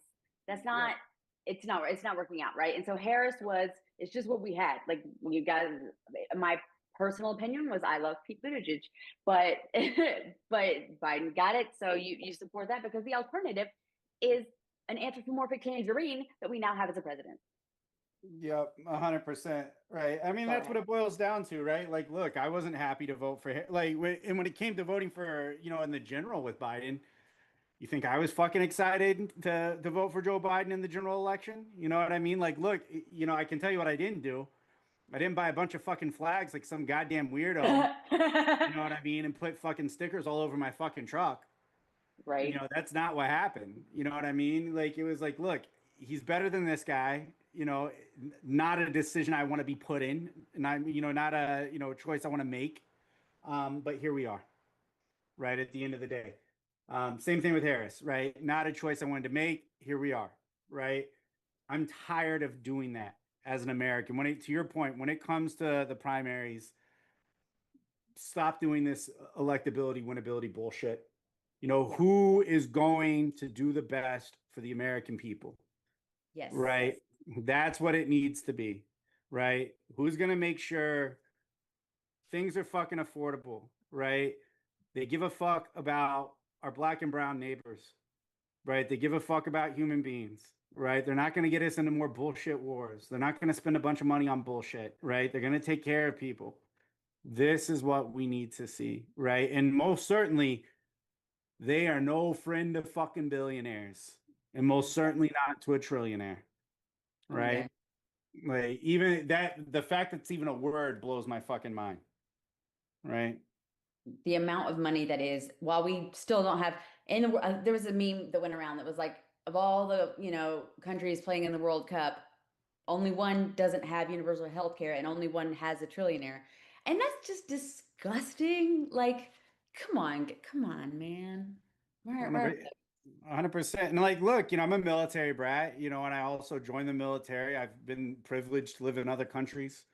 To say that you can't have socialized healthcare in America is you're a fucking moron. Like, you're going to say we're the best country in the world. We can put a motherfucker on the moon. You're going to tell me we can't pay for healthcare? Right. No, you don't want to pay for healthcare. That's what it is. A CEO is more important to you because they fucking give you money. You don't care about your average American. You don't care about children. You most certainly don't care about unborn children or the mothers or babies, right? If you really gave a shit about any of that, you would have universal fucking healthcare. That's the part. And I just can't comprehend the rhetoric against it. Well, life sucks for me, so I want it to suck for everybody else. Well, stop being a dickhead. Like, old boomer shit. Like, even the people that aren't boomers, but like, and I don't want to generalize because I know some really fucking cool boomers. Shout out to all the boomers I see in the street fighting, because I stand shoulder to shoulder with a lot of them, But like, there's this thing, man. I've seen it, and I know a lot of other people have too. Old white dudes, and maybe, and not just that, but like in general, old white dudes from that generation. They think, oh, I worked so hard, I got this, da da da da da. Fuck you, I got mine, right? mm-hmm. And the thing that I try to explain to people is like, look, no one's saying that you didn't work hard for what you got. What we're saying is today you have to work 10 times as hard, or it's just not possible to even get a taste of that, right? You're talking about a generation that could work over the summer to pay for fucking college, right? Where you could have, feasibly buy a house at least by the time you're fucking 30, right? With two people working. Yeah. Right? Feasibly. Right? And if you want to go back to that golden era of the 1950s, which I have a lot of fucking, things to say about that. But if you want to go back to that golden economic era of the 1950s, right? Where one person working could buy a house, the whole reason that occurred is because you had strong fucking unions. Right? Strong tax brackets that were definitely not fucking friendly to billionaires. Right? Go back to that. I'm here for it. I want to make sure that people can afford groceries. That's what I want. The cool thing is we are starting to see candidates that are coming back to Hunter's point, about, with this New Deal ideology, right? And I think that that's what we need to get back to. Also, Hunter, shout out to your website. I just went on it, man. I haven't been on there yet. The Mamdanification and the New Deal scorecard, man. I really like that website, man. I hope you keep that going. I'm hoping Look, to see more of that. I just gotta say, while we're on the topic, right? I want to shout out one of our No Kings partners, and not just DSA or Working Families Party, because there's been some real wins for them tonight. Even if, as we talked about, Working Families Party hasn't won everything they wanted to. However, you know what's fantastic? That Indivisible was backing Daria Lisa. The Indivisible was backing a lot of the most progressive candidates in these races. Like, let me look at some of their recent endorsements and backings, because I feel like people don't talk about. People are like, "Look, Indivisible, Blue MAGA." No. Indivisible is arguably, in several ways, more progressive than the Working Families Party when it comes to their endorsements. They are approximately equivalent to the Justice Dems when it comes to the type of candidates that they support. They have endorsed Abdul El Sayed. They have endorsed Daria Lisa. Let me see if I can pull up some of the other candidates. My internet's having a hard time. They've endorsed Justin Pearson, who I interviewed, and we will talk about, I would love to post that interview on 5051 later. Graham Plattner, which I actually wasn't even courageous enough to fully do, mainly because most of my endorsements are on Blue Sky, and you know how those things are. Also, Andrea Laflemme was basically him without all the baggage, but it was ranked choice, so I could say rank her first, which I stand by. I think that she was had about the same reward with a much lower risk. Granted, she got 51st place votes, so it didn't matter at the end. Obviously, we're endorsing Graham Plattner. I am endorsing Graham Plattner in the general because, come on. And he was my second choice. Also, Will Loris in Michigan. Randy Villegas in California. And Aaliyah Mija in New Jersey. Julie Gonzalez in Colorado, who, for those of you in Colorado, take a look at her platform.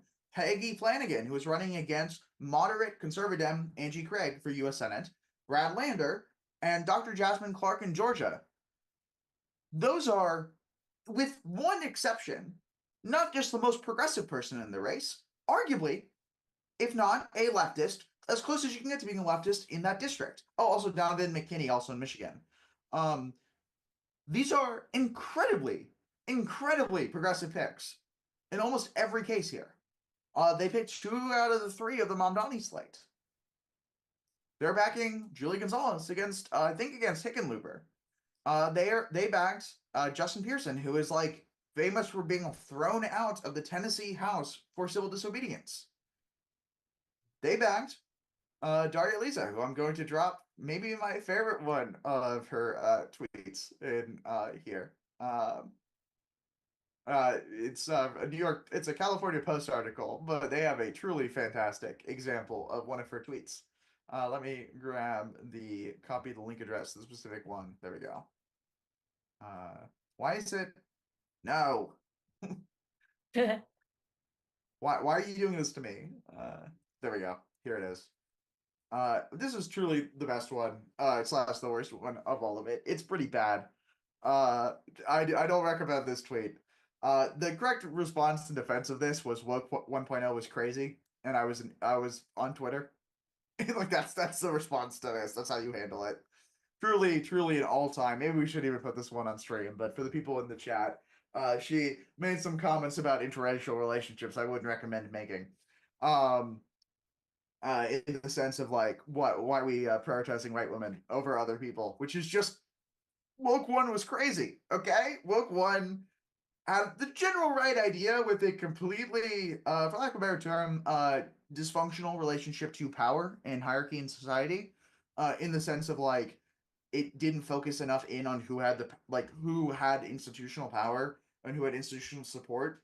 I would argue that's where Woke 1.0 was failing. It didn't pay enough attention to the influence of capital on everything. It was very liberal versus leftist analysis of the world, which is something that's so controversial to this day to say. But truly, let's just say there were big innovations in Daria Lisa's way of thinking. A lot of people said that she was anti-Ukraine. which isn't true. She made some dumb tweets about it in 2022, but her stance has consistently been that Russia is an imperialist aggressor who invaded a sovereign country who has a right to defend itself. She would prefer diplomacy than conflict to solve problems like these, but she also said that she believes that people have done a good job of decentering war and armed conflict in this circumstance, and that, functionally speaking, she's satisfied with how the U.S. has been responding to the crisis, which means that she supports defending Ukraine more than Trump or Republicans do, and just as much as every other Democrat does, which is one of the issues where we're actually pretty good on. So suffice to say, everyone's saying, "Oh no, she pro-Russia, she anti-Ukraine." Not at all. That's not true. You know who it was true about though? Tulsi Gabbard. Tulsi Gabbard. This was true about. Screw Tulsi Gabbard, who I believe is losing her job as the director of national intelligence soon. Logan knows more about the non-US event. Yeah, already has, but yeah, absolutely. Yeah. Yeah. Yeah, she's All right, done. we should probably take a break in a little bit just because we've been going for an hour and a half. But suffice to say, before we do, I do want to give a shout out to Chuck Park like Logan did. And anyone else has any thoughts before? Oh no, Ben McAdams won. No, boo, boo. Why are we supporting the moderate Dem in the new Utah one, which is so much more progressive? Nate Blowen was backed by Bernie. Boo. Okay. Sorry, getting that off my chest. Suffice to say, in New York, obviously Chuck Park lost to Grace Meng, which sucks because Grace Meng is a APAC back down. She's progressive in some ways. I actually have there's a whole genre of Democratic Party called generally APAC progressives. Jimmy Gomez is part of this list, although he's backed by DMFI, not APAC, just slightly different. But it's a sort of unique problem that the Democratic Party has right now. Is she progressive in a lot of issues? Yes. However, she does kind of suck, and not just because she's pro-Israel, but that's part of it. But what's amazing about this is that Chuck Park, without the backing of the Justice Dems, without the endorsement of DSA, which he didn't seek, by the way, he knew that they had their hands full of the 3 races they were working on the congressional level, and then a bunch of races on the lower level. So he just gave them their space. He was trying to get the WFP endorsement. It didn't work out for reasons that I don't love. I think that they should have endorsed it. He had really no backing from any major progressive or leftist group, except for I think Sunrise Movement, Track APAC, and Our Revolution, which do not have the kind of infrastructure that the rest of these groups have. 5051 doing Rising Stars, which is not an endorsement, but it is sort of like an uplifting support thing.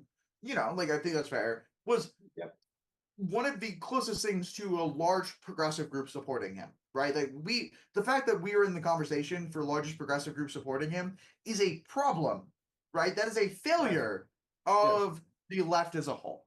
And you know what he's at right now? With 84% of the votes in, 42.8%.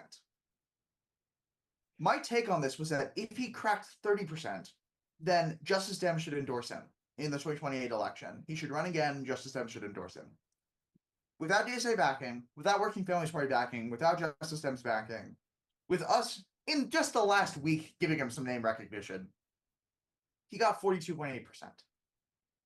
He could have won this with the right infrastructure, with the right backing. Working Families Party, if you guys had endorsed him, he might have won today. He is a former diplomat. He is the son of Korean immigrants who I think were originally undocumented but are now citizens. Yep. Decided to run, and I know this because we spoke to him. He is the first person who I've ever interviewed who I would then rate it on the scorecard 7 out of 7, because I went through every single part of this with him and got his answers, and he gave either the best or second best interview we've ever done from the 5051 Rising Star perspective. The other one being Oliver Larkin. Woo! Oh, well, also Katabu was great, but our interviews were not as robust then, so it's a different category. But regardless, and Demi and Dylan were great too, but again, different category because we didn't have under the current 5051 Rising Star process. Yeah. Chuck Park was either the best or second best candidate we've ever interviewed. And we've interviewed a decent amount of candidates by now. He's decided to run, and I know this because he told us, because ICE kidnapped a little girl out of the elementary school, and of all the representatives in the district, and of all the representatives who were standing up and fighting back, Grace Meng really wasn't one of them. And he tried to work with her office directly to try to fight for this girl. And they wouldn't let him help, so he had to help on his own. And that girl ended up being deported to Ecuador. And that's why he decided to run. Yep. Yeah, Chuck Bark fucking stands on business, man. I mean, look, I hope to God in 2028 this guy runs again. At the end of the day, it's like this. I think he got some name recognition. He got some experience.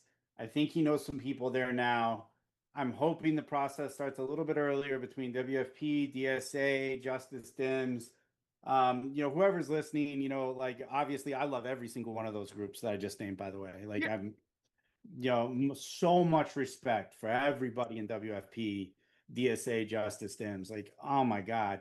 Also, half of his staff was DSA. A bunch of his staff was Working Families Party. Okay, Yeah, like they were one he of them was didn't- on the call. One of them Yeah. was on the call with us, right? I DSA. mean, He didn't pursue the DSA endorsement because he knew their hands were full and he probably wasn't going to get it. But Yeah. like they didn't reject him. Like just to be clear, like this is like there's different. I'm hoping to God, honestly, whatever happens next time, and I hope, and like I'm gonna reach out to Chuck after this. I hope to God he runs again in 2028, man. Like there is no fucking way Grace Meng, an APAC endorsed candidate, should have won that fucking election, right? Yeah. You have a guy whose parents, by his own admission, came over here, were street peddlers on Canal Street in New York City, worked their fucking asses off, worked their fingers to the bone to get a house in Queens. When he was in the State Department, quit his cushy job in Vancouver to come over and live in their basement to pursue politics. So a real person. Yeah, real human being, right? And if anyone doesn't know, the bar to get into the State Department as part of the diplomatic corps and taking the FSOT is notoriously one of the most difficult tests anyone will ever have to take, right? To have somebody like that running on progressive values, coming from a working class family, standing on fucking business, that guy to me, he just screams, endorse the fuck out of him, get him on the Foreign Affairs Committee now. Right? That is what you want. So, huge shout out to Chuck Park. I'm going to beg that man to please, for the love of God, run again in 2028. But yeah. And I do think he will get those endorsements, frankly, the next time he runs. I think you will too. But also the other thing I want to say is in 2028, a New York Senate seat is up, right? Yeah. And obviously, if AOC or Bradlander wants that seat, it's theirs. If neither of them run, I'm just calling the shot now. If AOC, Bradlander, and Mamdani do not run for that Senate seat, you know who should run? Chuck should run. Chuck Park would be I'm going to be real.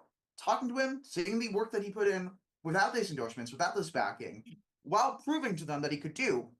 I didn't know if he could crack 30. He cracked 42 against an incumbent, a progressive incumbent, with millions of dollars potentially backing her. They could have thrown as much money at the problem as they wanted to. And yet she went extremely negative in the last month of the campaign because she was nervous.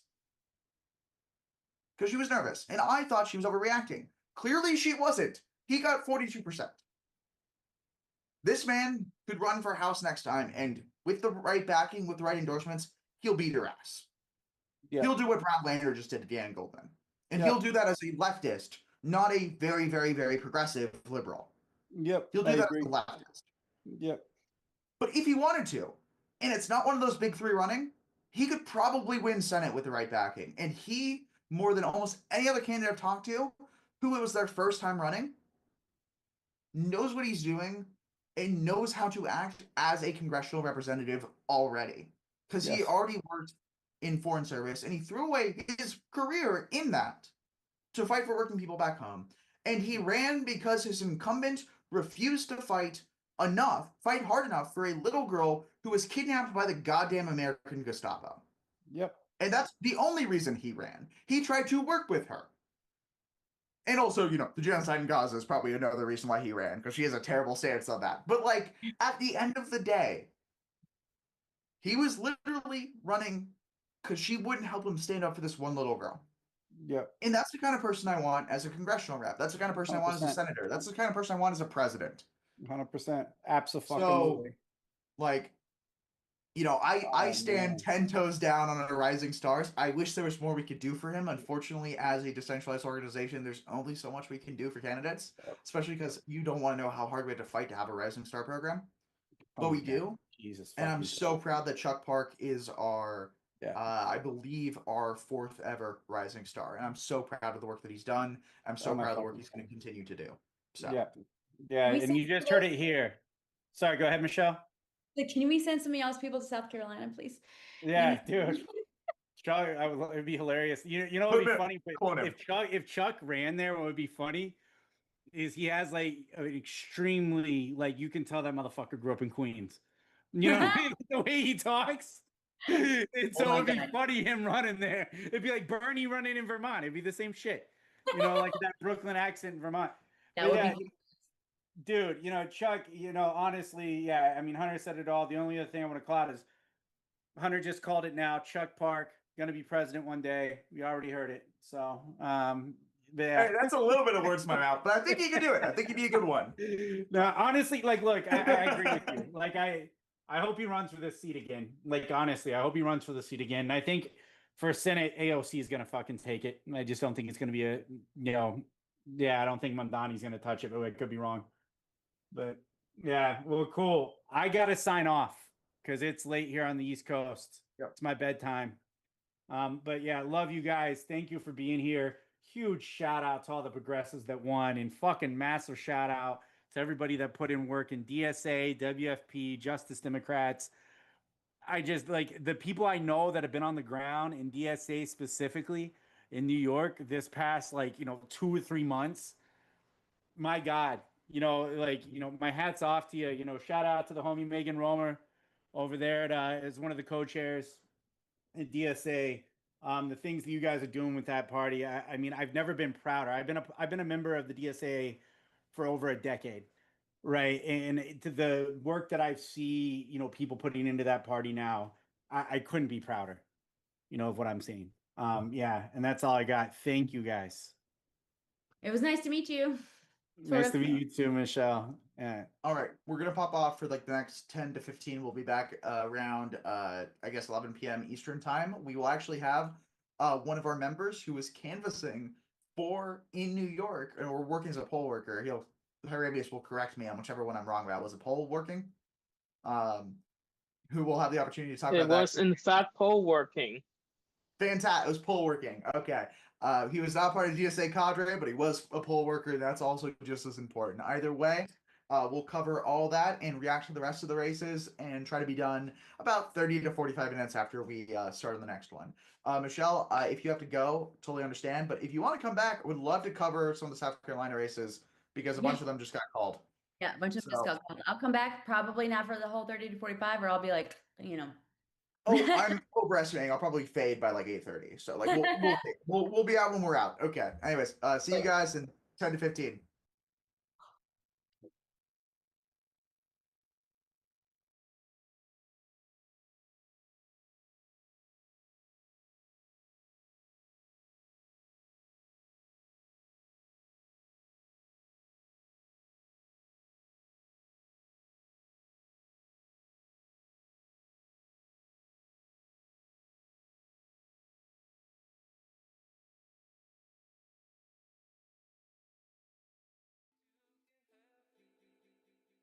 I can't help but think, haven't felt this way since I asked you to go steady. Wondering, would you be my little quarantine, or is this the way it ends? 'Cause I told you, level of concern, that you walk by like you never heard. You could bring down my level of concern. Just need you to tell me we're alright, tell me we're okay. Michael's quarantine truly starts to make me nervous. I don't forget what they would say. I'm asking you to stay. My bunker underneath the surface. Wondering, would you be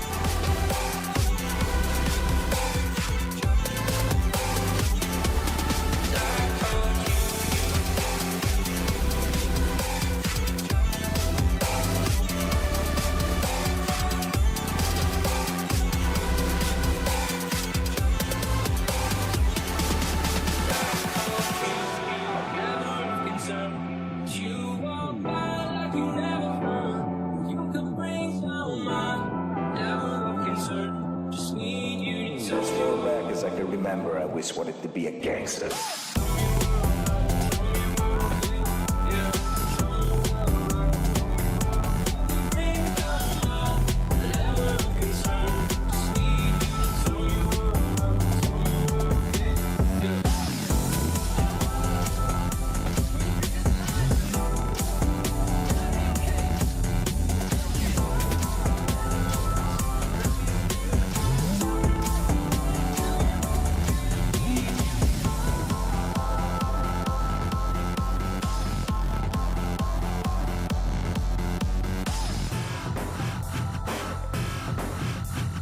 As far back as I can remember, I always wanted to be a gangster.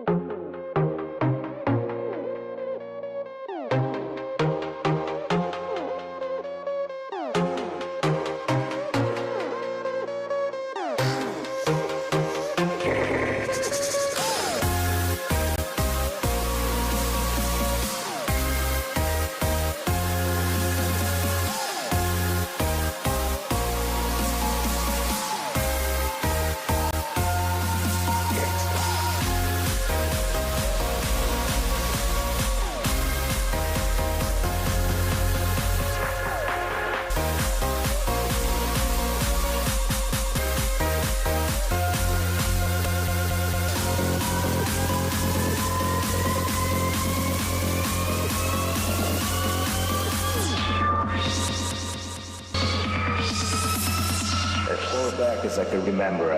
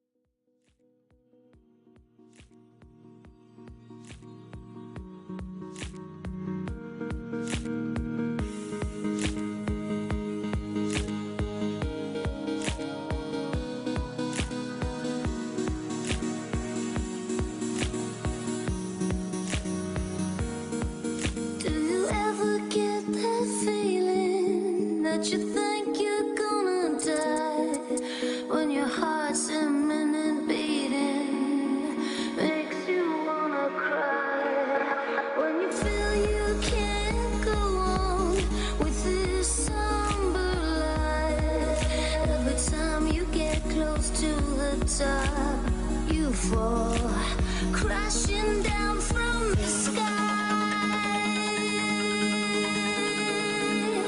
Crashing down from the sky.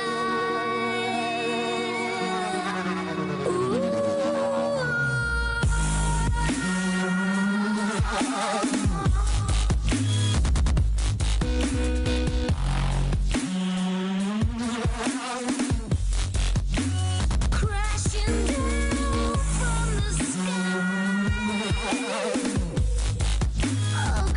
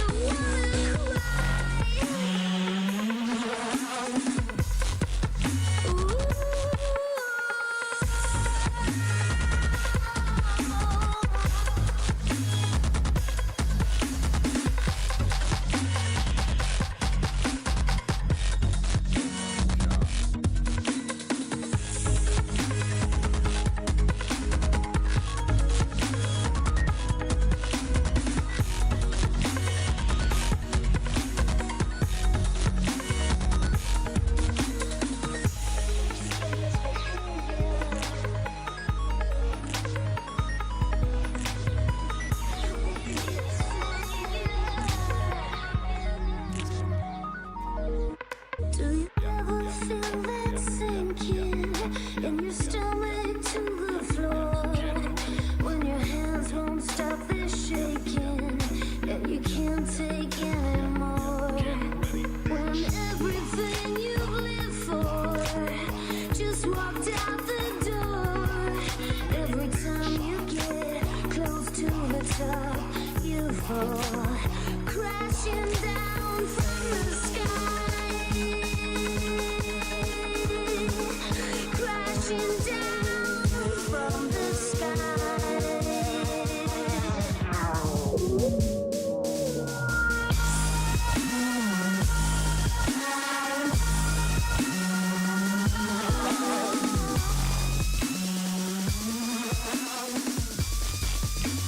Crashing down from the sky. Oh, crashing down from the sky. Do you ever feel that push in your stomach to the floor? When your hands won't stop their shaking, and you can't take anymore.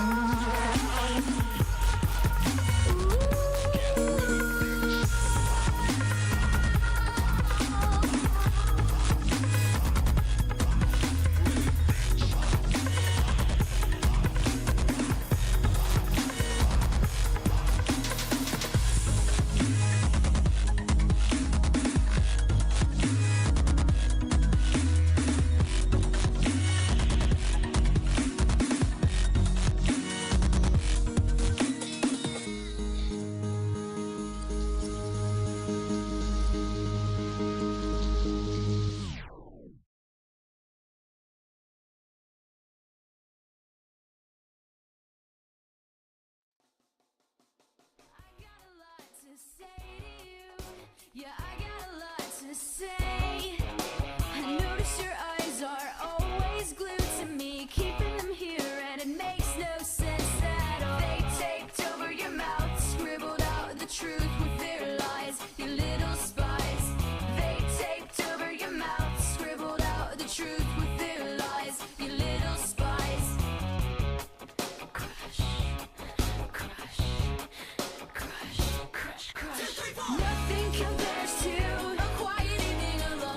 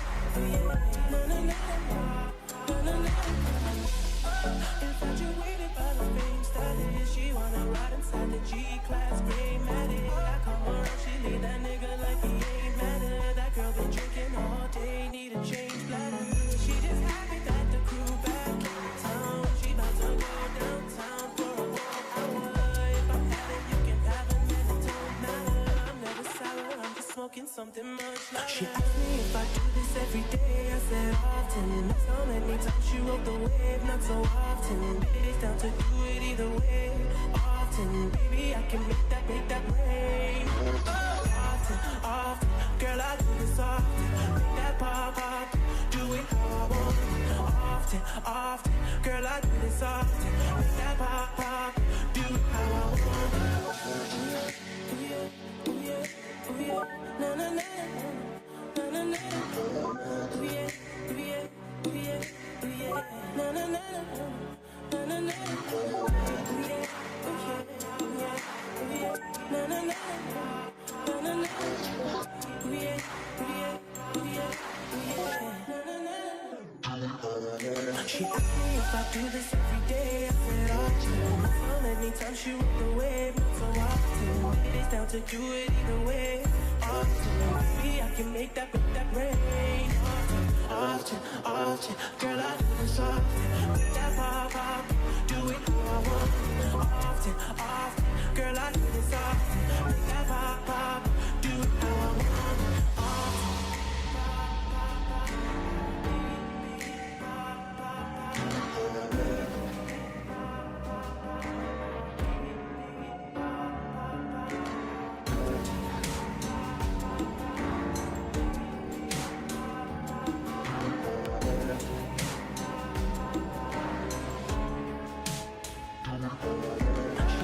If I do this every day, I said often. How many times you rode the wave, not so often. It's time to do it either way. Often, baby, I can make that rain.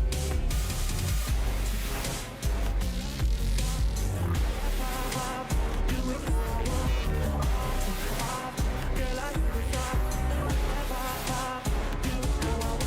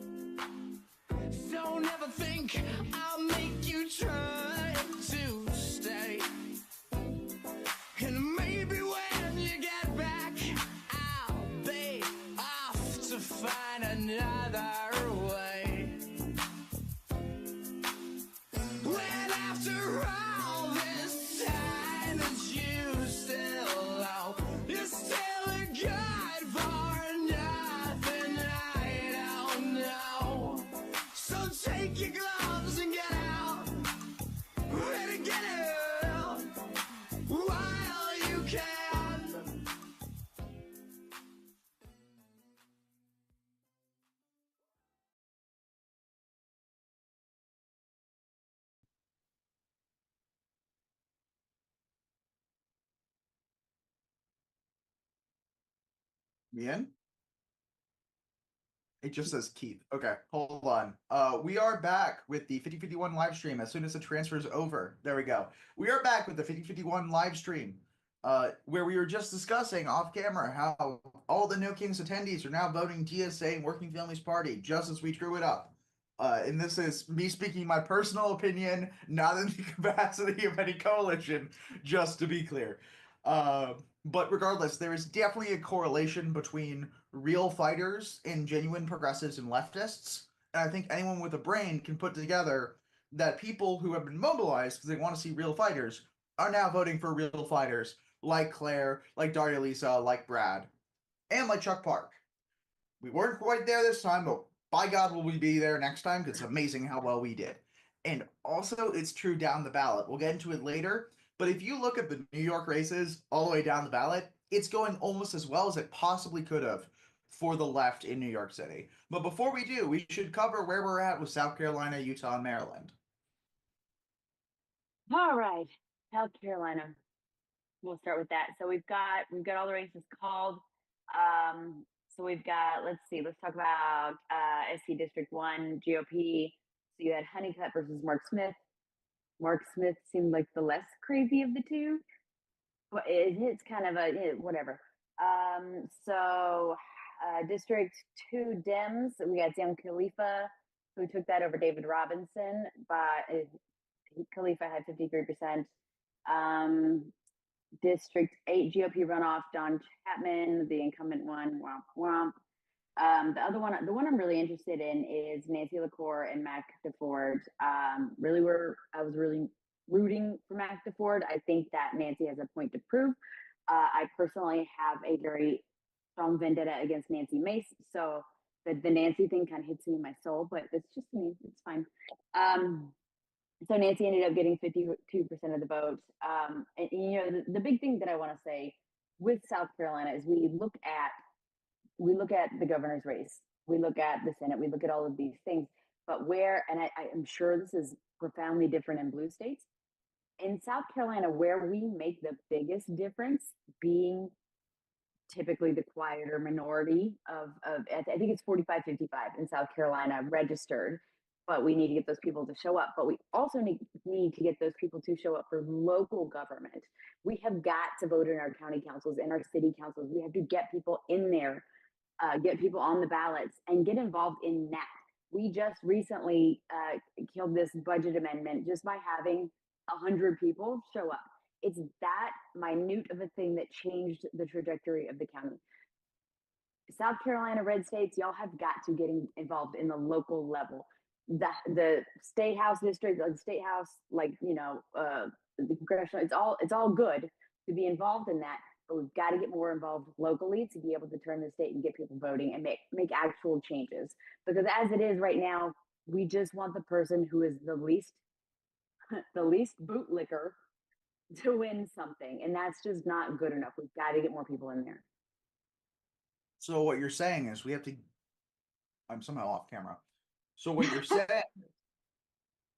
we have to go from picking the least bootlicker to picking the most Mamdani. Yes, we need Mamdanification and bootlicker exiles. We need to quit licking the boots, start the Mamdanis. I just got a message that somehow my thing, I made it into a group chat in a progressive group in New York, which is either terrifying or fantastic depending on how they take it. I've sent back 3 responses being like, what? Tell me the tea. And I have not heard back yet. So I have no idea what it means, but I think it's a good thing based on the fact that it grew faster than I expected on an election day. Normally it jumps up by like 5. It jumped up well more than double that. So we're doing a good job. So that might be because I made it into a group chat. However, I am terrified of being perceived, which is funny to say on a live stream. So regardless, it is what it is. Speaking of being perceived, let's bring on Hieremias.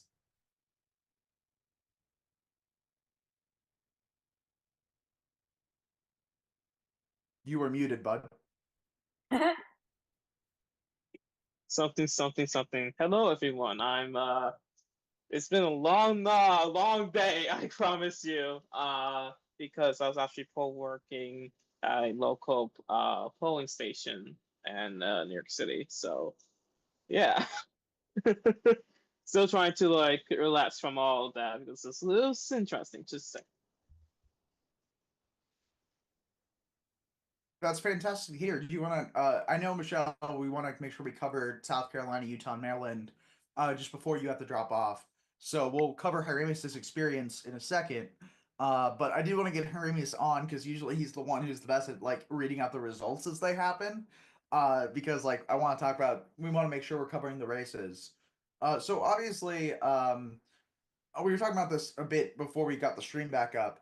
But both the House races in South Carolina have been called. Hieronymus, if you want to cover how they've gone on for both sides, on the right and the left. I'm gonna try my best. Looking luck. at. Thank you.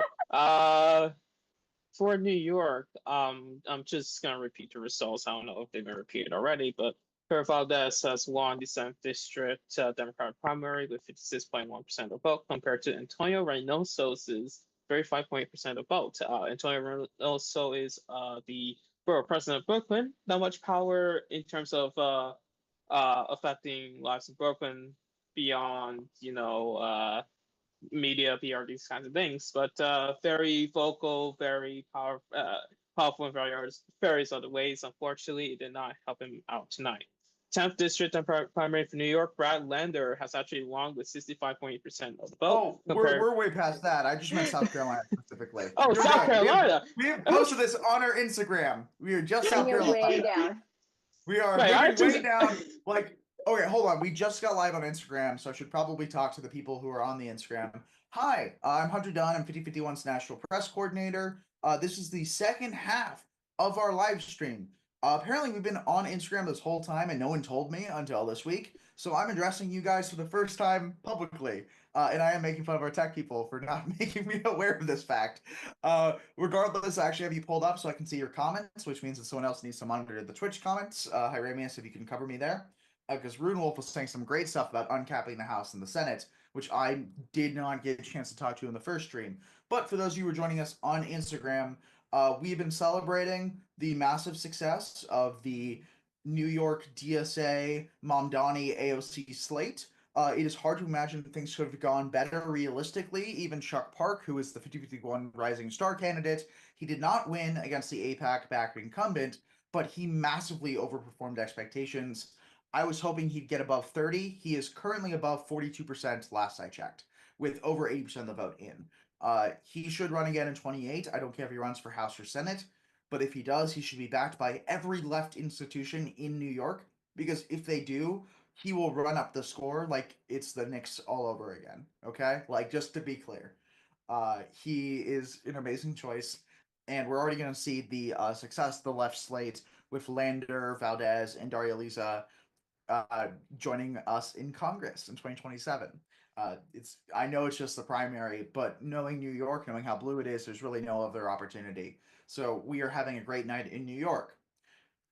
Maryland, not so great. Utah, also not so great. South Carolina, we're going to get into that right now. All right, South Carolina. For the governor runoff, for the Republican primary, Alan Wilson has won with 68.6% of the vote, compared to Kamala Evans' 31.4% of the vote with over 95% of votes in. Interestingly enough, President Trump originally endorsed Lieutenant Governor Evans before switching, for not necessarily switching, but also endorsing. Yeah. So, what was he trying to think? Like, what was he thinking? He wasn't. Fair point. For the Attorney General Republican primary runoff, David Stumble has won with 55.7% of the vote, compared to Stephen Goldfinch's 44.3% of the vote with 95% more than 95% of votes in. For the U.S. House for Democratic primary, 1 second, please. Ooh. All right. Nancy LaCour has won the Democratic primary runoff with 52.1% of the vote, compared to Mac DeForest's 47.9% of the vote. For the Republican primary, Jenna Costa Honeycutt has won the Republican primary with 53.7% of the vote, compared to Mark Smith's 46.3% of the vote. Again, with 95% in. For the second congressional district, the Democratic primary runoff, Zion Khalifa has won the Democratic primary runoff with 53.8% of vote, compared to David Robinson II's 46.2% of the vote. Are we covering the state house, agriculture commissioner, or are we just leaving those alone? We worry about the agriculture commissioner here, but it's not a race that they're both the same. Just one was dumber. Yeah. Well, yeah, I mean, looking at most of these, it's kind of dominant. Like, besides the U.S. House, the Attorney General's race is a bit less dominant, but compare that to the governor's race, it's one is baffling because, again, President Trump endorsed both sides, but two, that one seems to be most dominant with trying to do the math here. 68 minus 31. Let's see if we can do math. I want to here. give a quick Yeah. Michelle factor in the governor's race. So the first governor candidate I came after and like confronted was Nancy Mace. Did this multiple times. She knew me on site. She stopped saying the T slur for trans people in front of me, which was great. And she came in last. I got Pam Evett. She kicked me out on site before the event began.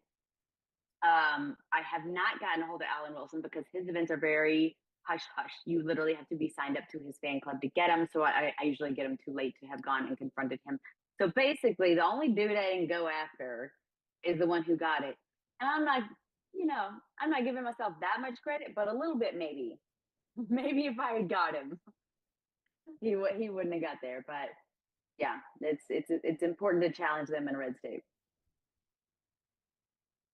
Look, the fact that we are contesting almost every race in some cases we did not have a House challenger coming from Democrats in the 2024 election. And I don't mean like versus an incumbent, I mean versus a Republican. So in some races, only Republicans were running. That doesn't really seem to be a thing anymore. I'm not sure I've covered a race so far since we started doing this in like the middle of March, where there wasn't a Dem, at the very least, in every congressional and Senate race in the country, which is not something that happens every time. And Republicans have had multiple races where they haven't ran anyone, which just depresses turnout at the lower levels. So it's fantastic to see us put in that work. We also have quite a few comments. Abolish ICE Pledge is celebrating the huge night that they've had. 2 of the 3 of the Mamdani slate took the Abolish ICE Pledge over the past week. I think it was Valdez and Daria Lisa, but I could be wrong. It could be Brad Lander. Either way, all 3 of them are in favor of it. So either way, big win there. But when it comes to South Carolina races, obviously not some of the results we wanted. But I actually am curious, were you saying that Honeycutt or Smith is worse?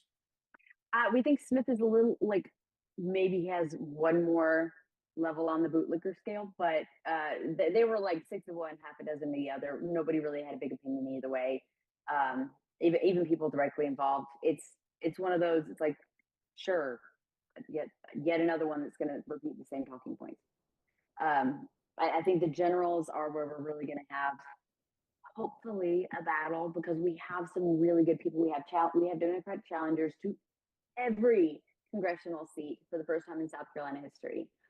So this is big. This is big. We're getting people to turn out. Where we got to focus is getting voters to go vote, which we did good within the primaries. We just had to keep it up in the generals because that's what's killing us is people are like, oh, it doesn't matter. It's a red state. I don't need to vote. Yes, you do. You have to go vote. Look, I didn't know that South Carolina was one of the places where they've never had Democrats contest all those seats, at least in like the modern history of the parties. I worked on first race I worked on as a volunteer again. Like the goal of it wasn't. It was a very red seat. It hadn't gone blue since before Reagan, for context. It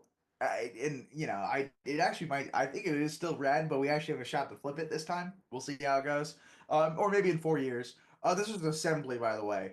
Thanks to the GOP Elimination Act, Prop 50, this area is very blue from a congressional perspective. And also voted for the GOP Elimination Act by 2% more than it voted for Kamala Harris in 2024. And it did vote for Kamala Harris, by the way. So, we're actually we're doing pretty good. I'm pretty proud of the shift that we've gotten in the past decade of my life. So, middle school to now. Regardless, the first race I worked on when I was in high school was a volunteer, and this race, Josh Lowenthal, who's now in state assembly, he lost, and he didn't really have a shot. But what he did was he contested it, and he put so much effort into it with not a lot of funding that what happened was the Republican Party had to spend so much money to defend the seat. And Yes. what ended up happening was that all these swing races didn't get as much money as they should have gotten from the Republican Party. And then a bunch of those swing races, the Dems won, and then they had their first ever supermajority in years in the state assembly. Just because Josh Lowenthal scared the ever-loving crap out of them in a safe red district. And Yeah, that's what it that's- takes. 'Cause That's they have been- progress, not perfection. Get it, just start it. Just start it. and he's still he's the first time it was like remotely close in like decades. So like he turned a safe red seat into a lean red seat, and in doing so ruined everyone's day. Now, of course, part of this was 2018 and thermostat backlash to Donald Trump the first time, which is only going to be worse in 2026. But which is why I'm hoping maybe we can pull this out, even though I feel like the candidate quality isn't as high this time. Either way, there's some person in the Instagram chat that's saying some weird stuff that I'm not understanding. So up to whoever for what that means. But either way, it's good to see that they're making that kind of progress in South Carolina. Are there any races that you think could be a flip, or is it more of just like the contesting right now? I mean, I think that we could see certain districts flip. I certainly think District 1 could flip. There's District 4 where I live that I see, I don't know if you know much about William Timmons, but nobody's seen him in person since 2021, right? So we're trying to push for these things. We're like, hey, see how he won't debate his candidate or his opponent? Like, we're trying to push these things. And I don't know how effective it'll be, but we're trying these new tactics. Like, hey, let me show you who your candidate is, so that you can see that they're not going to talk to you. They don't care about what you say. I think that. I'm going to get into House District 28. I have a bunch of friends running, so like Alan Buckaloo and Lynn Ramirez and all of these people. Like I have hope for them, but congressionally, I'm just the primaries where Jermaine Johnson got this massive amount of votes and won by over 50%. That was the most hope I have felt since you were in middle school, probably. So Wait, hold on. Which race was this? This was the primaries, because we just had the runoff. So right, the general primaries, we thought Jermaine Johnson. We were like, Billy Webster, this limousine liberal, he's gonna steal this, right? But Jermaine, blew it out of the water, and that was fantastic to see, because he is a gem of a human being, and so we're really hoping that he has a great chance in this state if we can get the voter turnout. I know the governor's office in South Carolina isn't as effective as a lot of other areas. But again, it's South Carolina. We're seeing, we had a rally with 17,000 people who showed up. So like, we're getting via protests, we're building audiences, and now we're starting to mobilize those audiences. So we're hoping, I'm trying not to like disappoint myself later, but we're hoping we can get all these people mobilized to get out to vote, to make an impact, to change things, because even all the Republicans in South Carolina, they all hate Lindsey Graham. Nobody likes him. I don't know anybody who voted for him. So like, hopefully, like we kick him out. That would be fantastic, because I'm tired of seeing his face. Tim Scott, I want those people out.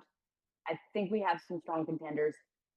It's just so up in the air. I'd hate to opine on who may actually flip. Look, one of these days, which day? Not sure. One of these days, one of those Ted Cruz, Lindsey Graham guys is going to lose a Senate seat that they would have wanted if they were more normal Republican. Now, of course, I'm trying to be careful with how I phrase that, because there's some implications when I say that about Chuck. The implications when I say that about hold on. I somehow put Chuck Schumer into my mind instead of Lindsey Graham, which is really funny in retrospect. I do agree. Chuck Schumer is kind of a Republican. But regardless, Point being, what I was trying to say was that Ted Cruz, of course, if I'm suggesting he's not a normal Republican, it's because he's really annoying. And in addition to being really annoying, he is also probably the Zodiac killer. So Yeah, right. I mean, Lindsey Graham also kicks me out of his events on site. So that's the issue that we're facing is that you can't. I mean, I can't. I bought a wig just to go to political events in the future, just so maybe they won't recognize me. But if they know that you're going to ask them difficult questions, even in a calm way, they will kick you out. They're keeping themselves in their own echo chamber of things. So we're trying to break through that wall if we can. But yeah, like to say what we think is going to flip, what's not. I didn't think Trump would get elected again. So what do I know? Like we'll just use the bootlicker guide and the Mamdanification guide. We can use them together. Oh yeah. Before we get there, by the way, I should ask. We haven't really talked that much. I know you're with 5051 South Carolina. If you want to talk more about what your role is there and what you guys are doing right now in South Carolina. Yeah, so I am, and don't hate me, I'm the upstate rep for 5051. I've been in it since February 17th of 2025. I'm also the upstate or the protest chair for Indivisible Upstate. I'm also the founding member of Greenville Progressive Coalition. I'm in all the things because in the upstate of South Carolina, we all work together because we have to, because there's like 5 of us. That's Wait, hyperbole. are you telling me that you are not just a 5051 member, but also an Indivisible member? I am. I am.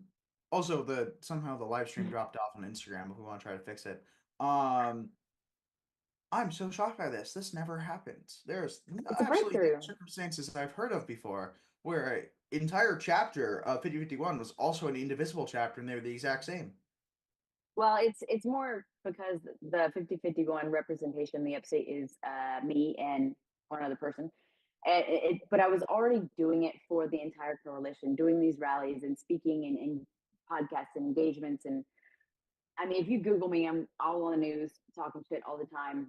Oh, I'm being but- so sarcastic. There are so many Indivisible chapters. There are also 5051 chapters. In addition, Oh, really? I was because in the rest of South Carolina, like they don't get along. So I'm like, we do good no, out this here. is there's people who wear both hats. There's a lot of people who wear both hats, and it's not just Yeah. Indivisible. There are PSLs, there are working families and DSAs. There Yes, are that were even PSA, at least one Catholic parish. I'm pretty sure. That's interesting. But yeah, so I do what I do appear a lot of rallies, a lot of and I'm a campaign manager for somebody on county council. I do mutual aid efforts, getting the word out about things. I'm just the biggest loudmouth in Greenville about political activism, and that's my special skill. 5051 as a whole, we are starting to focus. We called protesting a community building phase 1. We're trying to kind of move to phase 2, which is mobilization of the community that we built. I don't know what phase 3 is going to be because I don't know what kind of fuckery is going to come up later, but we'll figure it out when we get there. But yeah, getting South Carolinians to vote and getting people in office who haven't been bought and paid for. Phase 3 is the implementation of Mamdanistan, but Oh yeah. Yes, I love that. I'm here for it. Yeah. All right. Well, hey, you know what? Thanks for talking to you guys, Hunter. You are intimidatingly intelligent about political things. I want to be just like you when I grow up. That psychological damage to both of us with one sentence. Fantastic. I know, right? So I am going to drop off and let you guys take over and talk about smart stuff instead of bootlicker stuff. But thank you guys for the opportunity, and I hope I'll talk to you again soon. You know, you're great. Having a tracker, congressional tracker for the worst people in politics is fantastic. It's the best way to get incumbents to do what you want them to do. So And thank it's you for social paving the media way on that. postable. So yeah, And good great. to meet Thank you. you. Seriously, I'll tell Jess that she sent a winner. So Okay, great. Thanks. good meeting you. Bye. Bye. All right, it's just me and Hieronymus. I know we're not gonna be on this too long, so we want to just make sure we're wrapping it up. But before we get the opportunity to also, it's still live on Insta. It's still live on Insta. What? It's I'm watching it right now on Instagram with all the interesting comments and all. It's still live, at least for me. Hold on, I'm Yeah, just she. gonna go in. I'm gonna hop into the Instagram from the 5051 star. Nope, I cannot actually control the live. Okay, I was gonna go in. I was gonna mod it, and I was gonna remove that Yeah. person. I can't, so I think we're just gonna have to kind of live with it. Has our stream like it's just not showing up as live? Interesting. There's we do have like 20 people watching at least, which is cool. We'll take Yeah. it. I'm just gonna report comment. Anyways, point being, for the other people who are talking in the chat, great to see you guys in there. Thank you for joining us on this round, on this journey. We've covered a lot of the races, but I'm trying to see any of the races that we do we want to cover? Okay, we haven't covered District 6 or District 1 of Maryland, so we want to cover those real quick.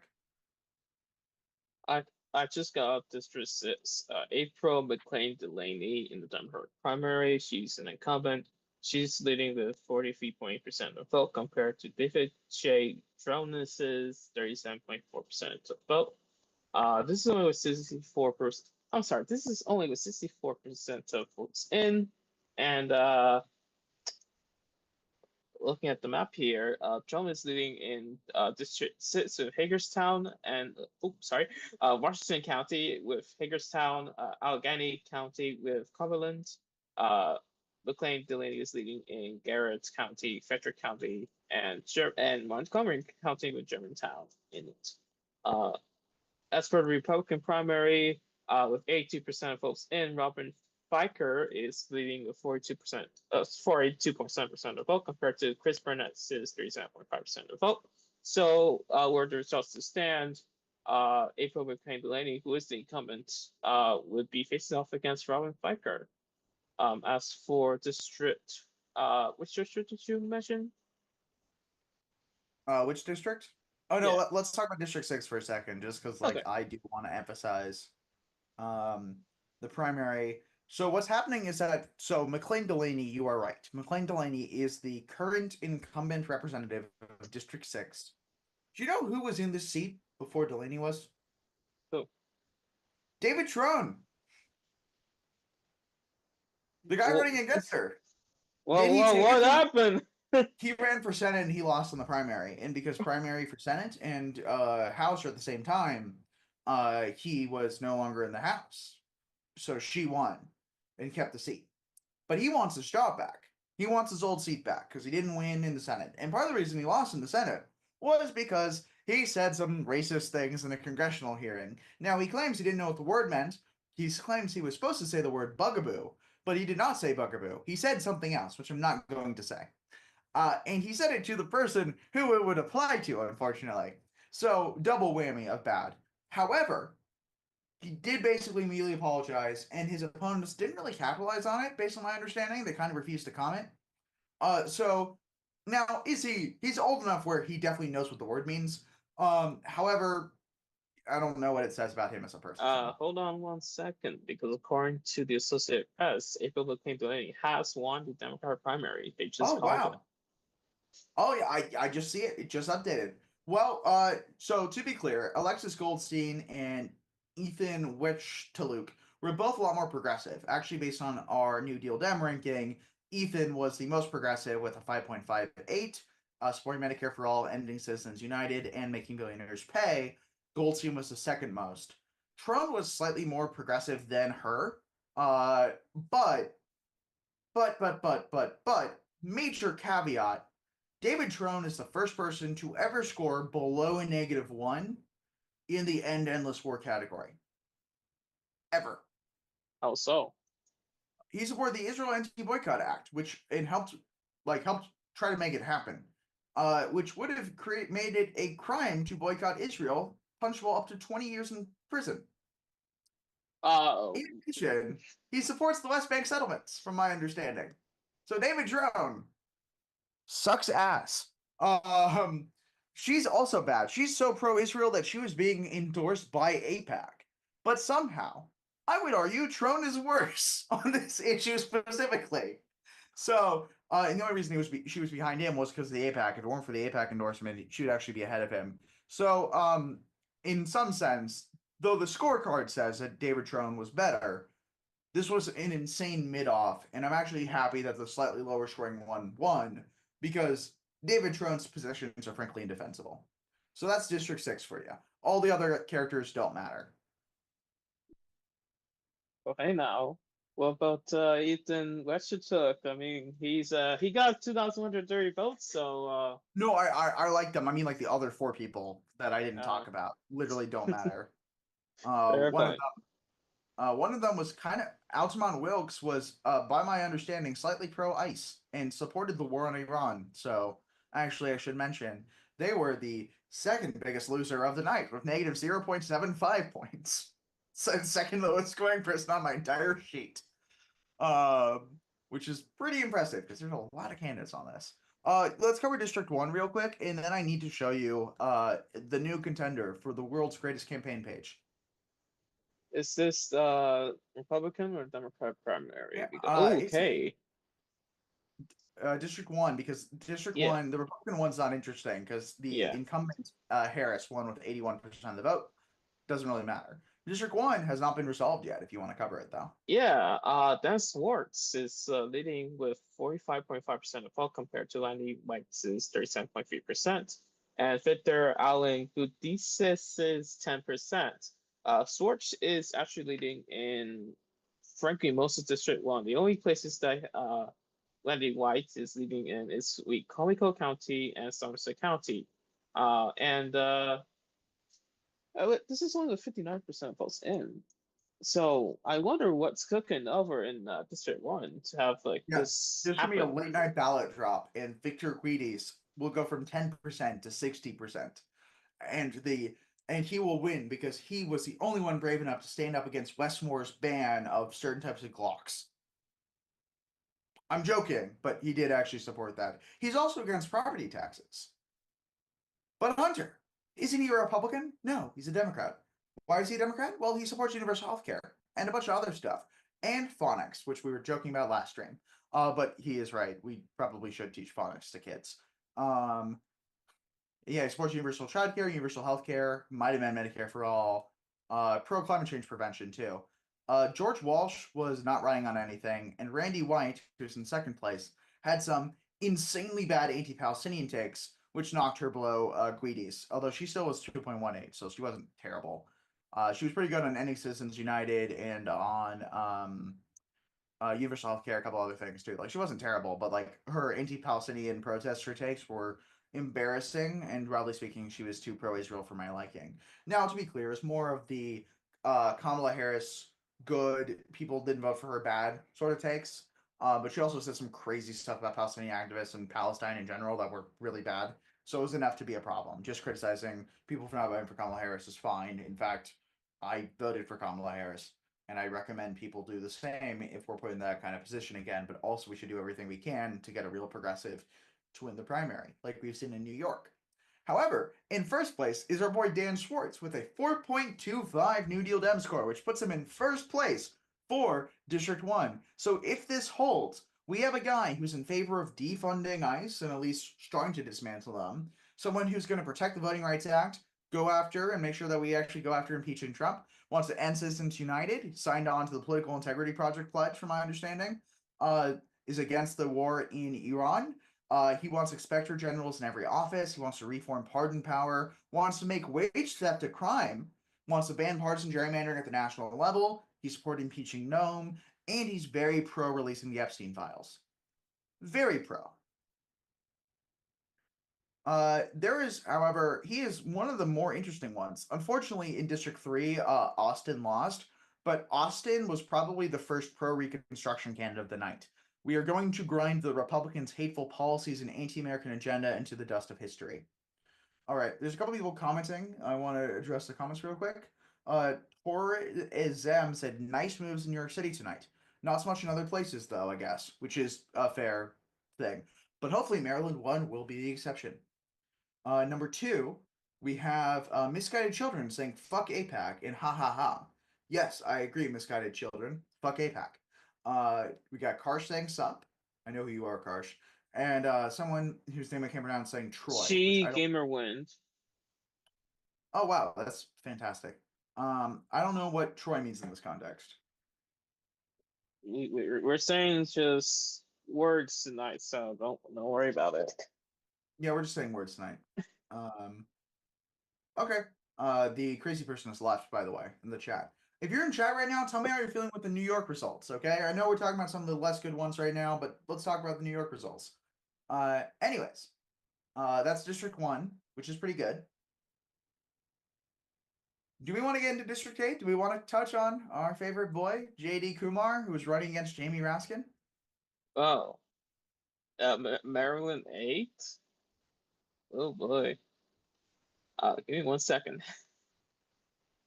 Keith, can you do the thing where you pull it up on the side rather than having it be like covering the screen? Maryland 8. Let's see what we can. Maryland 8. He was running against Yes. incumbent Representative Jamie Raskin, who was actually more progressive than I thought he was after doing the scorecard. I have to give him some credit. Okay. But Raskin, Jesus Christ, 92%. Like, It's almost like he's a popular. It's almost like he's a popular incumbent who is relatively progressive and Yeah. also led some of the impeachment proceedings against Trump. He's like, what if Dan Goldman was cool? Because Dan Goldman's not cool and he lost like a loser. Take that, Dan Goldman. You stole my friend's work and then didn't pay him or give him credit. And that friend got laid off from his job. So, Dan Goldman, I'm glad you got under 35% despite being an incumbent in your race. And Brad Lander is awesome. So, there's that too. Exactly. So, I have a bit of an Exactly. agenda. I actually marched with him when he was running for mayor for the Brooklyn Pride. So like I also have like a pin of his for like Larry for mayor, and wow, that was some good times, I suppose. All right. While we're on the Sort of. subject, actually, do Yeah. you want to talk about your experience poll watching while we wait for Keith to pull up the Yeah. Oh, glory poll working. of Kumar's website? Yeah. So earlier today, I was poll working at a nearby school, New York City. We use a lot of schools in terms of polling places, so you can go in and pass a ballot and what have you. I will say that I did not sleep a lot before, and that kind of screwed me over a bit because it was kind of very slow at the beginning. Like a handful of people came in to vote in the early morning. We start at 5, setting up everything. We open at 6 a.m. and we're on all the way to 9 p.m. when polls close. That's 3 p.m. my time. I was still awake. Yeah. Then. Sorry, keep going. Somehow you're still awake. No, but, Somehow he didn't fall asleep until 4 a.m. because he was anxious about Claire Valdez and Daria Lisa, Brad Lander. Although he knew Brad Lander was going to win by a lot because Brad Lander's cool and he's hotter than Dan Goldman and he's more fun than Dan Goldman to be around. Sorry. Anyways, keep going, Ramius. We'll get to the website in a second. Sorry. I got distracted trying to get this thing up, man. What is happening here? But continue. Yeah, I mean, we're doing the thing where Donald Trump gets weirdly homoerotic while complimenting. We're about to get banned on Twitch now. We're not. No. I said homoerotic. That's fine. That's an okay word. All right. Anyways, yeah, continue. Very quiet morning. It got so quiet that several points I was just daydreaming, almost falling asleep, which kind of got noticed. But yeah, I got some coffee after. Not much really happened over the course of the day. A lot of people came in the afternoon to cast their ballots. My job specifically was as a scanner inspector. So we had 2 scanners. The people would come in, they had ballots. They'll just insert the ballot into the scanner, and the machine will, scan the ballot, make sure it's on the up and up, and store it for later. So what we would do is we would ask the people who had a ballot, who had it already filled out, to come to the scanner, insert the ballot, give us a privacy envelope, and that was it. I had a colleague as well who helped me out, wonderful person, very kind. I was like stumbling over setting up the machines in the beginning, and it was a little chaotic for me at the start, but throughout the rest of You the got day, it it was done. like, yeah, barely. I barely got it done. But yeah, most of the day pretty fine. We had chairs as well, so sometimes you'd be standing up, sometimes you'd be sitting down. I had lunch, then a little bit of dinner as well. They give us 2 hours of a break, but for our sites, it was split up into 1 hour blocks, so that was pretty nice. Yeah, beyond that, not much really happened until the end. When we closed at 9, we grabbed the machines, we not break them down, but we reset them and stuff like that. And then as we were doing that, the power went out. In the school they're in, not the whole city, not like the neighborhood, just the school. Like we had like zero power in the gymnasium that we were at, and like we had to use our cell phone flashlights to continue our work, and that kind of felt like a horror movie a little bit. But yeah, beyond that, kind of fumbled at the end, just resetting everything, grabbing everything, stuff like that. But beyond that, not bad, I suppose. As soon as this stream ends, I'm probably gonna go sleep. A lot. Totally get it. Honestly, I'm really proud of you for doing it, and I hope that you getting to talk about that inspires some other people to sign up, whether it's a canvas or a poll watch or both, because it's really important, right? Like we want to make sure that we have people on our side that are at the polls, so that we can engage in Comrade Hassan Piker's ballot harvesting operation, inshallah. Sorry, in a serious sense, we want to make sure that we are actually maintaining the sanctity and protection of elections, because it's really important that our elections are free and fair. Despite me taking credit for Nithya Rahman winning the mayoral election, whenever Spencer Pratt fans accuse us of fraud, because it's really funny.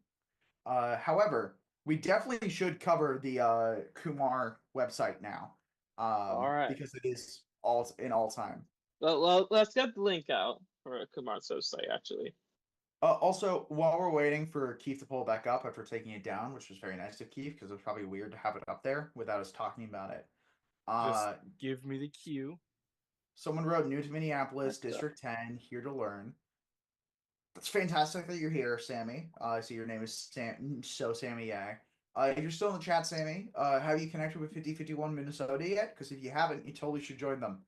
They have a fantastic operation, one of the best chapters of our movement, in my opinion. They've done a lot to stand up for the rights of the people in Minneapolis, in St. Paul. They were there on the ground day in, day out. They are fantastic. And suffice to say, oh my God, that's a bunch of New York voters who just joined. Wow. That's crazy. Okay. Awesome. Anyways, so Sammy, you should totally get involved with them, or if not, like groups like Indivisible, DSA, Working Families Party, Sussex. No, sorry, that's New Jersey. There's tons of fantastic groups. A lot of on my mind right now are the ones in New Jersey because of what's going on at Delaney Hall right now, and still is going to be going on for a while. Even though a lot of people have moved on from it, it's still going on. But suffice to say, there are a lot of amazing groups to get involved with Minneapolis, whether you're more interested in electoral or chapter. You joined 5051 Minnesota. Fan-fucking-tastic, Sammy. I'm really proud of you. Hold on. I'm sorry. Like I know Yeah. talking to people in chat is something that we don't do a great job of here at the 5051 stream, but I want to do a better job of it. I love that you joined them. Do you have obviously don't say anything that would get you in trouble. But do you have like a role or like have you like what sort of volunteering you've been doing with them? Okay, I'm gonna keep this conversation going with Sammy. But while we do, can we put the website up? Because we need to live react to this. And I'll just keep an eye on what's I going on. actually put it up on my computer, and it's like, Yeah, but yeah, for the people following along, Hieramius is in the chat right now and has shared the link to votejdk.com. We have a thing where we love to honor the genius visionaries behind certain websites, and we have it right here. Look at the amazing human-made artwork with definitely not a lot of really freaky faces if you zoom in on that center image right there. This is one of the most human-made and human-created websites of all time. they say it's the best. They say it's the best art in campaign website I've made. Look, I just want to give a lot of credit to whoever told him to run for office. Because whoever did unlocked, you know they say that AI can't create art. They haven't seen this page. They haven't seen. Let's look at the policy page. Isn't as funny as it could be. Let me Yeah. see which page is truly the best one off the top of my head. There's news. No, that one's actually pretty normal. Policies see aren't too bad sounding, at least. So it's the main page. The main page is the Yeah. is the one. Can you go to can you go down to the one scroll down a little bit to the right below the green? Which green? There's like, Like keep going until the green stops. I do want to like the first part's not that unhinged. It's right below the green. Like keep going past the second green, where it starts the, turning like a dark yellow. Because I want to look at the images. Okay, one of them's got Trump in it. yeah. What's that supposed to be? Like, I'm trying to figure that out. Ooh.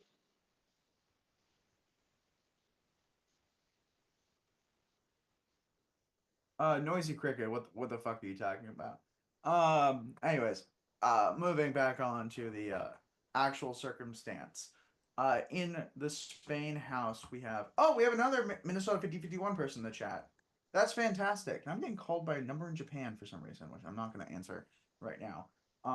Regardless, what we're looking at here is we are seeing a truly all-time image of Bernie Sanders being upset as Donald Trump holds a lady saying that I always knew Bernie was a tyrant. Wow, AOC, I'm bad. And I'm trying to understand, wait, is that supposed to be AOC? What is happening here? I think so. What countries are they? That's definitely Spain. That's Spain. And then But these are not people have different flags. There's Donald AOC, and then there's a bunch of homeless people or like people who are like suffering and starving in the back. What is happening here? Is he saying that Bernie's good and that AOC's bad? Like that image looks nothing like AOC. Why does she have Spain bunny ears? Okay, and then compare it with the other image, which is it says democracy sometimes of Jamie Rasco and Elizabeth Warren in a dinosaur, riding a dinosaur, and a bunch of people holding Indians for democracy, democracy not monarchy, no thrones, no crowns, no kings, we the people, and a vote GDK like Jay Distel thing. It says dramatization not authored by any real personalities. I agree. Why is Elizabeth Warren called Lizzo? Why? Wait, why is the Spanish flag on the like dome of the U.S. Capitol in both of these? And why is Elizabeth Warren called Lizzo? Okay, Jurassic Raskin is actually really funny. Good job, that. But why are they celebrating Raskin with a sign that says democracy sometimes? If that's your argument. He says, our USA should retain various forms of diversity, fine. No one group of individuals should dominate another, fine. Some of these political cartoons depict new threats to our beautiful diversity, threats to our colonial British America. What? The threats to the beautiful diversity of colonial British America. What? Are Okay. they He's talking to referring? undocumented people, who he also calls illegals for some reason, which isn't great. Make greater good again. What? The Honorable Senator Elizabeth Lizzo Warren should not be under problematic leadership. She should not be led by the wrong methods. What? What are we arguing for here? What is this guy? What is this guy on? Genuinely.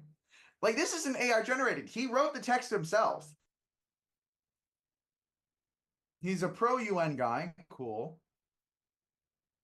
He says he's an immense respect for China and its leaders who have guided this country from a communist state to a form of hybrid capitalism. Okay, China wasn't communist even before Xi Jinping. That's its own discussion. He is. What is his critique here of immigrants? Is he trying to say that, like, undocumented immigrants are invading? Like, what is he arguing for here? Like, is he?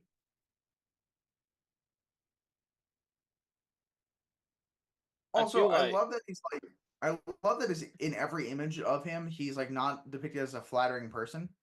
Oh, wow, okay. On his About Me page, there's an image of someone holding a Vote JDK thing to protect Indian Americans from a Central American invasion. Yeah, I didn't realize how bigoted this guy was. This is insane. Arabian, so are you seeing this or am I crazy? Oh no, I'm looking at it right now. Okay. What the hell? Is he saying that Chrissy Nome and Caroline Levitt are on his team? I'm trying to understand what's going on there. wait a minute. This was created this year or because He says like he's pro DC, but he has a bunch of things that say U.S. nation's capital moving to Central America, District Columbus of Spain. He said he loves some DC. I'm trying to understand what he's arguing for regarding DC. Is he saying DC should be a state or not a state? Okay, he called Jamie Raskin a Nepo tyrant, which is wild. He is arguing for. Okay, he's anti-Musk, Marco Rubio, and the Crown Clan. I'm going way down here. I'm scrolling fast. These are not communism proposals, but a 21st century HDI improvement proposal. Let's do it now. Okay, that's fair. He's trying to make groceries cost less than $30 a week You know by what? making I'm bananas single free. issue now. I'm single issue. I'm in. You single issue against a Central American invasion and for $30 groceries? $30 grocery. Wait. You know what? Hold on. Run back that first one. Some of us have been running some work in the background here. I know that this was unhinged. Can you run that by me again? Which part? What? What did I miss? I've just been trying to get this page pulled up for you. What? What was this about Central American? Go to about and then Okay. just scroll all the way down and then once you do scroll it just a little bit up and then you'll find it. Because like Page cuts off for me just a little bit. Look, I am just amazed by the 2.5% of people who the 1 and 2.7% now. He's gaining on Raskin. The 1,915 people that decided that JD Kumar was their best option for Congress. what do you mean he's gaining on Ruskin? He was at 2.5, he's at 2.7 now. He's gaining. Wow. He's also got like this random thing of him like making a layup from the 3-point line. And until that gun got blocked by JDK himself, and I'm like, I don't know what that's supposed to mean. He says he never loses debates. I believe you, man. This is definitely coherent. I just saw some AI generated basketball, something just below the purple. Okay. Look, almost okay. Admittedly, it is getting late, and we probably Yeah. should move on from this because I want to cover real quick the New York DSA slate. Keith, do you want to pull up that graphic? I know it's a bit out of date, but it's still pretty good. Which one was this? The DSA graphic. We should definitely take down. I'm starting to get bored here. It does go into borderline great replacement at the end, but I'm not sure I want to have that on Instagram. I think we might get Yeah. in trouble. So, the graphic that you talked about, the one the New York DSA posted, it's all green.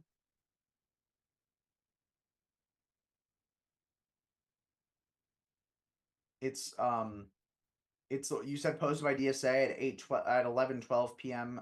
Eastern time in the Zoom chat. Yes, that's the one. Yeah. Okay, hold on. Results have changed a little bit since then, but if we want to look at the New York State Assembly primary, That's my apologies. I forgot that I muted myself. you're good. There's a You're delay. good. Yeah, I got you.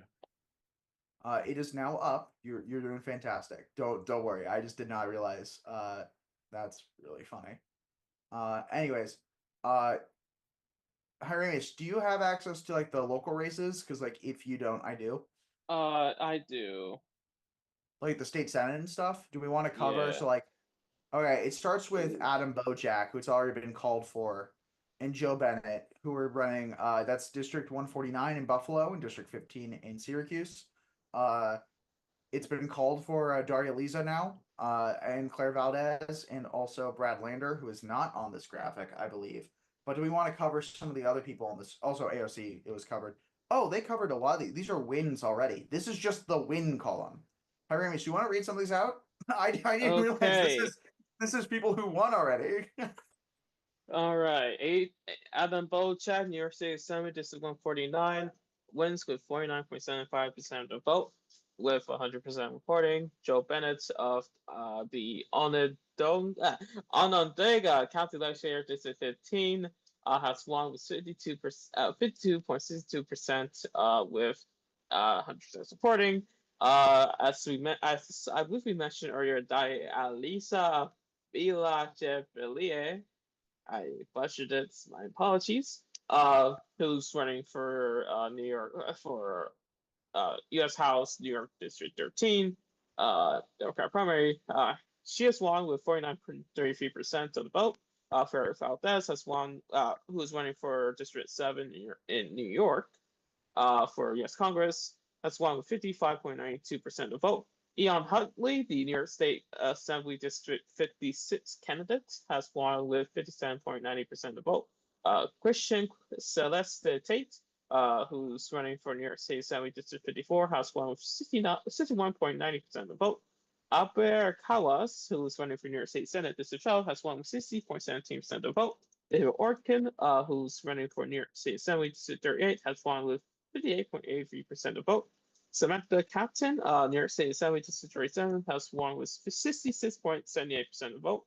Jabari Bisport, that's actually a little familiar name, just from like name recognition. But anyway, Bisport has won with 78.13% of the vote. He was running for New York State Senate District 25. Diana Moreno, New York State Assembly District 36, has won with 78.31% of the vote. Farah Forrest, New York State Assembly District 57, has won with 78.46% of the vote.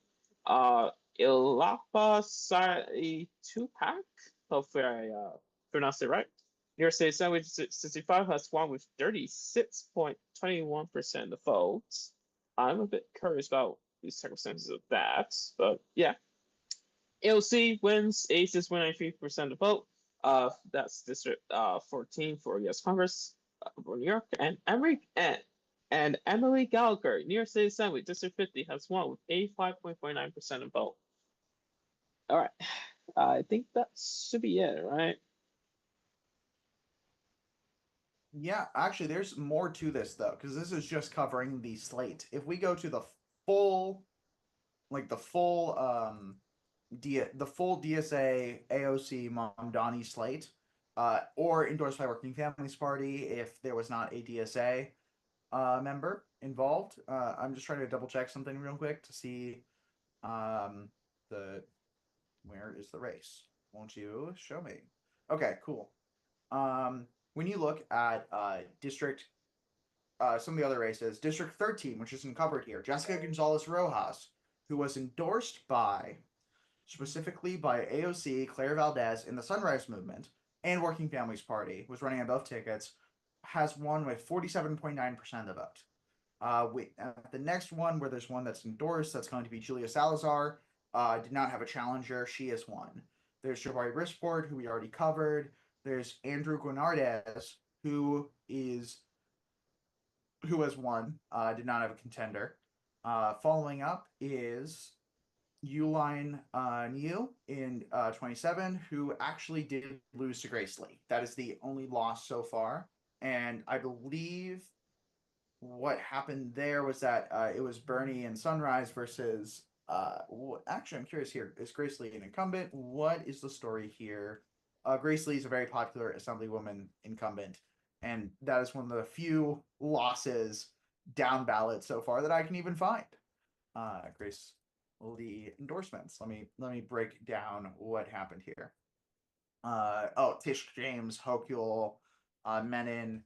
Okay, yeah, that's a lot of unions, a lot of clubs and organizations, both on the center and also on the center left. Yeah, okay, that makes sense. So Yulin's really the only loss so far. It doesn't seem like that was particularly close. Moving down, next one is Kristen Gonzalez for that is actually out of order, but she has won hers as well. And then in the where's some of the other? Yep. Moving on to the assembly, right? Because that matters too. With the assembly, we got first District 30 is the first one that was relevant here based on my list, which is going to be Patrick Martinez and Shamso Hawk, which is too close to count right now. Yeah. Hawk was endorsed by Bernie. Brian Romero in District 34, who has won with 66.8% of the vote, as we covered. So I'm trying to make sure I don't cover the people who we've already covered. Assembly, looking at some of the options. Yeah, okay, cool. But Brian Romero has won, which is a dub for his endorsees, Mamdani and AOC. It's actually rare for them to cross over. They were mostly not crossing over on purpose to cover different ones as a whole. Also, someone said fuck APAC, which, yes. Next up is Samantha Cotton, who has won with 66.8% of the vote. District 38 is David Orkin. We already covered Orkin. District 39 was not covered. 44 is the next one. Was running as Working Families Party ticket. Who didn't even need any support, just didn't have an opponent. District 50 is Emily Gallagher, who won with 85.5% of the vote. That is crazy. And that was covered in the list as well. And then in District 54, Christian Taint, Eon Huntley 56, those are dubs. 65 is Alapa Sairut Upak, which we covered, has won as well. Where is she at now? Yeah, she won with 36.5%. Yeah, 37% of the vote.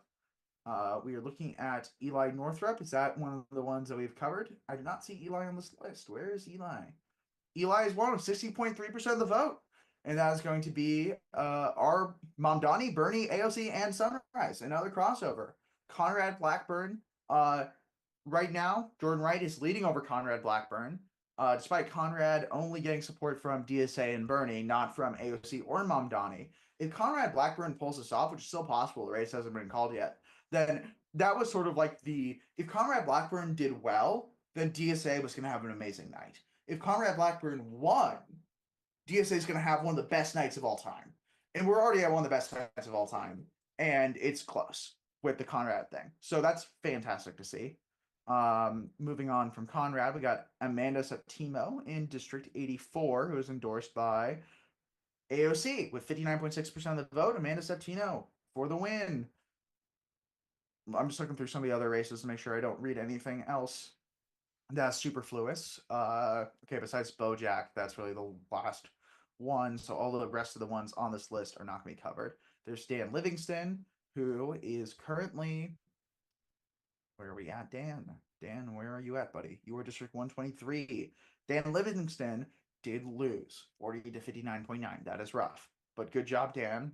Dan Norden is pretty popular, and also Dan on Dan violence, which is always horrid to see. Truly tragic that the two Dans were forced to fight. Regardless, we got District 129 with Maurice Brown, who was leading by 100 votes last I checked, is now leading by also 100 votes over the incumbent William Magnarelli, which is great because Maurice Brown is endorsed just by Bernie, so that actually had less support there. Then there's Adam Bojack, who we covered. He won. Then there's Catalina Cruz, and did we cover Catalina Cruz? Where's Catalina Cruz? That's the last one I had to add because Farah Souffrant we covered, but Catalina Cruz has won with 90.9% of the vote, which is just crazy. All right, that is, just to be clear, that's like what, 3 races we lost plus Chuck Park of like the serious races we actually like contended in, and Chuck Park had no institutional backing whatsoever. That's a crazy spread, guys. Chuck's not even part of this list because he wasn't actually endorsed by any of the people that we list on this, except for Sunrise and Progressive Victory. He wasn't endorsed by Mamdani, DSA, Bernie, AOC, Orlander, or Valdez. Was just endorsed by PB and Sunrise. And he was one of like the 3 races we covered that we didn't win, or at least are leading in. That's such a good night. That's such a good night for us. Hieronymus, is that how, what did it, okay, so like, I know you were poll watching, so obviously it's like, it's less biased, right? And you're not coming at it from the same perspective that we're coming at it right now. But also, like, I am a Californian who is analyzing the state, Senate, and Assembly results. So I feel like we have the reason to talk about this. How did it feel like while you were in there when it came to the energy and like the people that were voting? Like, what did it feel like? Did it feel like that there was like something shifting, or like what did you notice besides Not trying necessarily. remarks? Not necessarily. 2 things. One, we were only voting for state comptroller and a local race, which unfortunately did not pan out the way we like. Controller did not. Yeah, unfortunately, that is true. That one was not the way that we wanted to go. But I didn't really feel any sort of emotion inside, or honestly outside. It was more like quiet than anything. I couldn't necessarily keep up with what was going on politically during my shift, but yeah, honestly, it was a bit quiet on my end on what I've seen during my shift. Especially when it comes to like voters expressing their views on particular political subjects. I didn't really notice much of that at all. Also, I do see someone named Geo Coldwater saying how amazing they felt about the New York primary. So I understand the comptroller race didn't go the way we wanted it to either. That is very unfortunate for, remind me of the name, Raj Goyal, right? Comptroller? Probably. If you're referring to the current comptroller, that's Thomas Napoli, I believe. Yeah, but I'm saying you said that race was on the race that you were watching. No, that was no. I was referring to a House race. House Democrat primary that didn't go out right. Oh, which one was it? Or do you not want to say because of? Not gonna say because that's kind of my district as well. So. Oh yeah, that's fair. I mean, I'm out here loud and proud saying which district I'm from, but also like I'm a very doxable person on purpose, so I understand. I don't recommend you to do the same.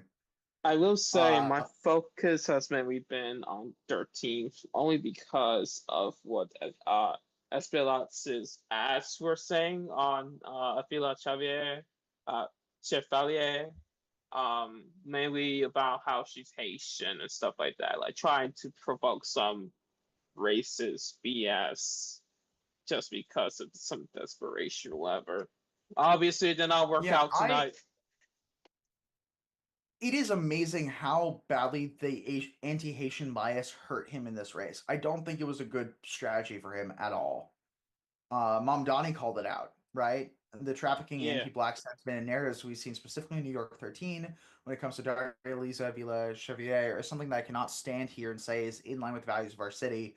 Let the arguments that are made for who deserves whose vote be on the basis of the race itself, not on the race of the candidates or on what communities they are alleged to belong to, is what Mamdani's quote was, which is fantastic quote. And it's Espaliet's senior advisor was basically doing great replacement theory about Haitians instead of Dominicans, which I don't know. Hi, Ramis, do you know about the Parsley Massacre? I do not.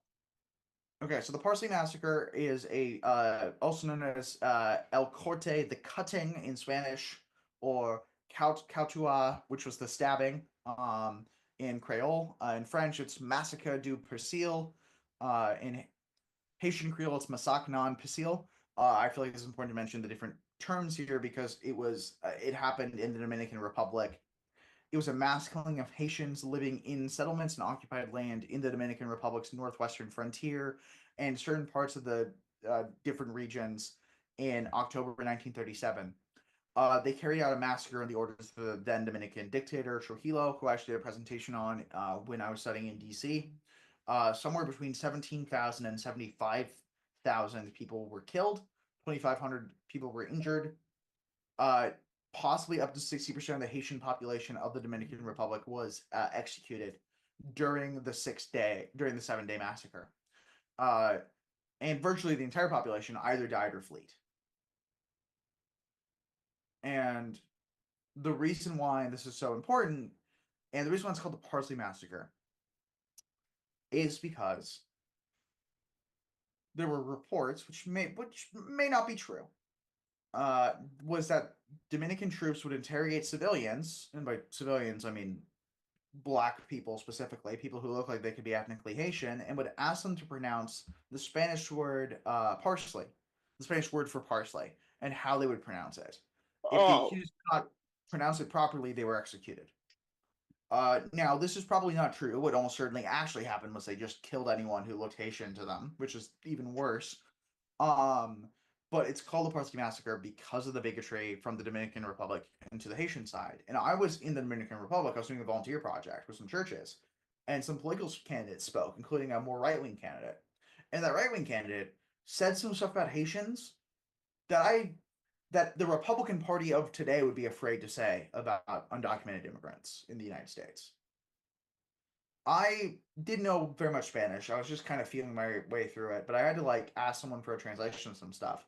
And the guy next to me was just shaking his head in frustration and anger because they had to whatever the rule was, they had to give everyone equal time. But some of the stuff that was being said was so far beyond the pale that it was basically great replacement theory. And Espalate's advisor was doing the same thing in New York 13. But I'm glad to see it had no traffic there. I'm glad to see it failed miserably. And that this awful, awful advisor of this bad candidate lost horribly. And Mamdani went 3 for 3, baby. One of the comments on Twitch said by Chill Coldwater, quote, I have no idea how they expected to win in the Democratic Party by just being racist. Did he forget which party he was in a Democratic Party primary? Okay, so I mean, you have a point. Generally, open racism doesn't work. Although I do want to point out that Colin Allred said some crazy transphobic shit and still won the Texas runoff against another representative. And he only won because he was a former Senate candidate. But come on, Colin, do better. And so there is still some room for bigotry in the Democratic base, and we need to excise that bigotry like it's a cancerous tumor, because that's what it is. People who talk the way that the incumbent's advisor talked should have no quarter within any progressive space, within any moderate space. That should be resigned to the dustbin of history, at least as far as we have any control over it. And that's what would happen today in New York, in District 13. They said fuck you to that kind of racism, and we're proud of them. So, anyways. Also, to the anyone who speaks Creole in the chat, apologies for the psychic damage. So I did my best, guys. What are you gonna say, Hermes? I wasn't gonna say anything. All right. Personally, I feel myself fading, and I Yeah. know we all want to go celebrate these wins. So we definitely need to call it shortly. But I want to make sure we give room for last thoughts. Oh yeah. A bit of a sudden pivot, but some folks on the Discord challenged me to mention to Discord to put the Discord. So With the security leakages, the horror. No, I'm kidding. no, The, we are not like War Thunder, folks. I promise you that. But two the two Discord members who are watching this are very mad at me right now for me making fun of Discord. But it's a good thing we have an active Discord community. I'm very happy that we have a solid one. It is better than not having one, absolutely. 100 days of the week, every day and twice again on Fridays. exactly. Nixon This discord.gg/5051 if you want to join. But beyond that, it is about to be 12:30 in the morning, which is not late for you, Hunter, but It's it is 9:30. it's kind of late for me. And I have not slept in almost 24 hours, which I should probably rectify as soon as I can. But yeah, if you're ever an opportunity to to work in a polling station, what have you, do it. Not only do you get money, but also you really contribute to democracy in a very meaningful way. Because not many people can imagine being in the polling site all day and ensuring that other people are able to exercise their right to vote in a transparent and effective manner. But poll workers, they imagine themselves in that situation. They put themselves in a situation to help people, and I think it's one of the best things you can do to help democracy in general, especially with what's going on. If you know, with our democracy, we could really use a lot more poll workers and poll watchers as well, making sure that any injustices that are observed at polling stations are noted down, monitored, communicated, so that we can try and prevent what they're trying to do with our polling sites, with our elections, and with these kinds of things. It's a lot of rambling, but just to say, if you have the opportunity to volunteer at a polling station, please take the opportunity to do so. It is rewarding. You get a little exercise, and you get to help people exercise a fundamental right of our Constitution. That's all I got. And yeah, anyways, Hyramius is 100% correct. Doing your civic duty, not just by voting, but by making it easier for people to vote, is an amazing thing to do. If you have the opportunity to, especially as you mentioned, with the sanctity of our elections being endowed with this administration, please do so. It's great that you did that. It's great you were able to talk about the experience on here. It's always good to promote doing the civic duty like that. Also, I want to say it took Knicks 5 games to win the championship. Mamdani did in 3. All right. So just want to say this was a fantastic night from the New York primary side, much better than the California side, which was my own personal hell, although we had a couple with like Randy Villegas. Hopefully we have a lot more New York days and a lot more Mamdanification, just like we saw in New York. If we can get just 10% of that energy in the rest of the country, we'll be in a much better shape come the midterms and come 2028. With that, thank you for joining us on the 5051 live stream. We will almost certainly see you next week to talk about Colorado. Bye, y'all. Hello. Yeah, I got a lot to say. I notice your eyes are always glued to me, keeping them here, and it makes no sense at all. They taped over your mouth, scribbled out the truth with their lies, you little spies. They taped over your mouth, scribbled out the truth with their lies, you little spies. Crush,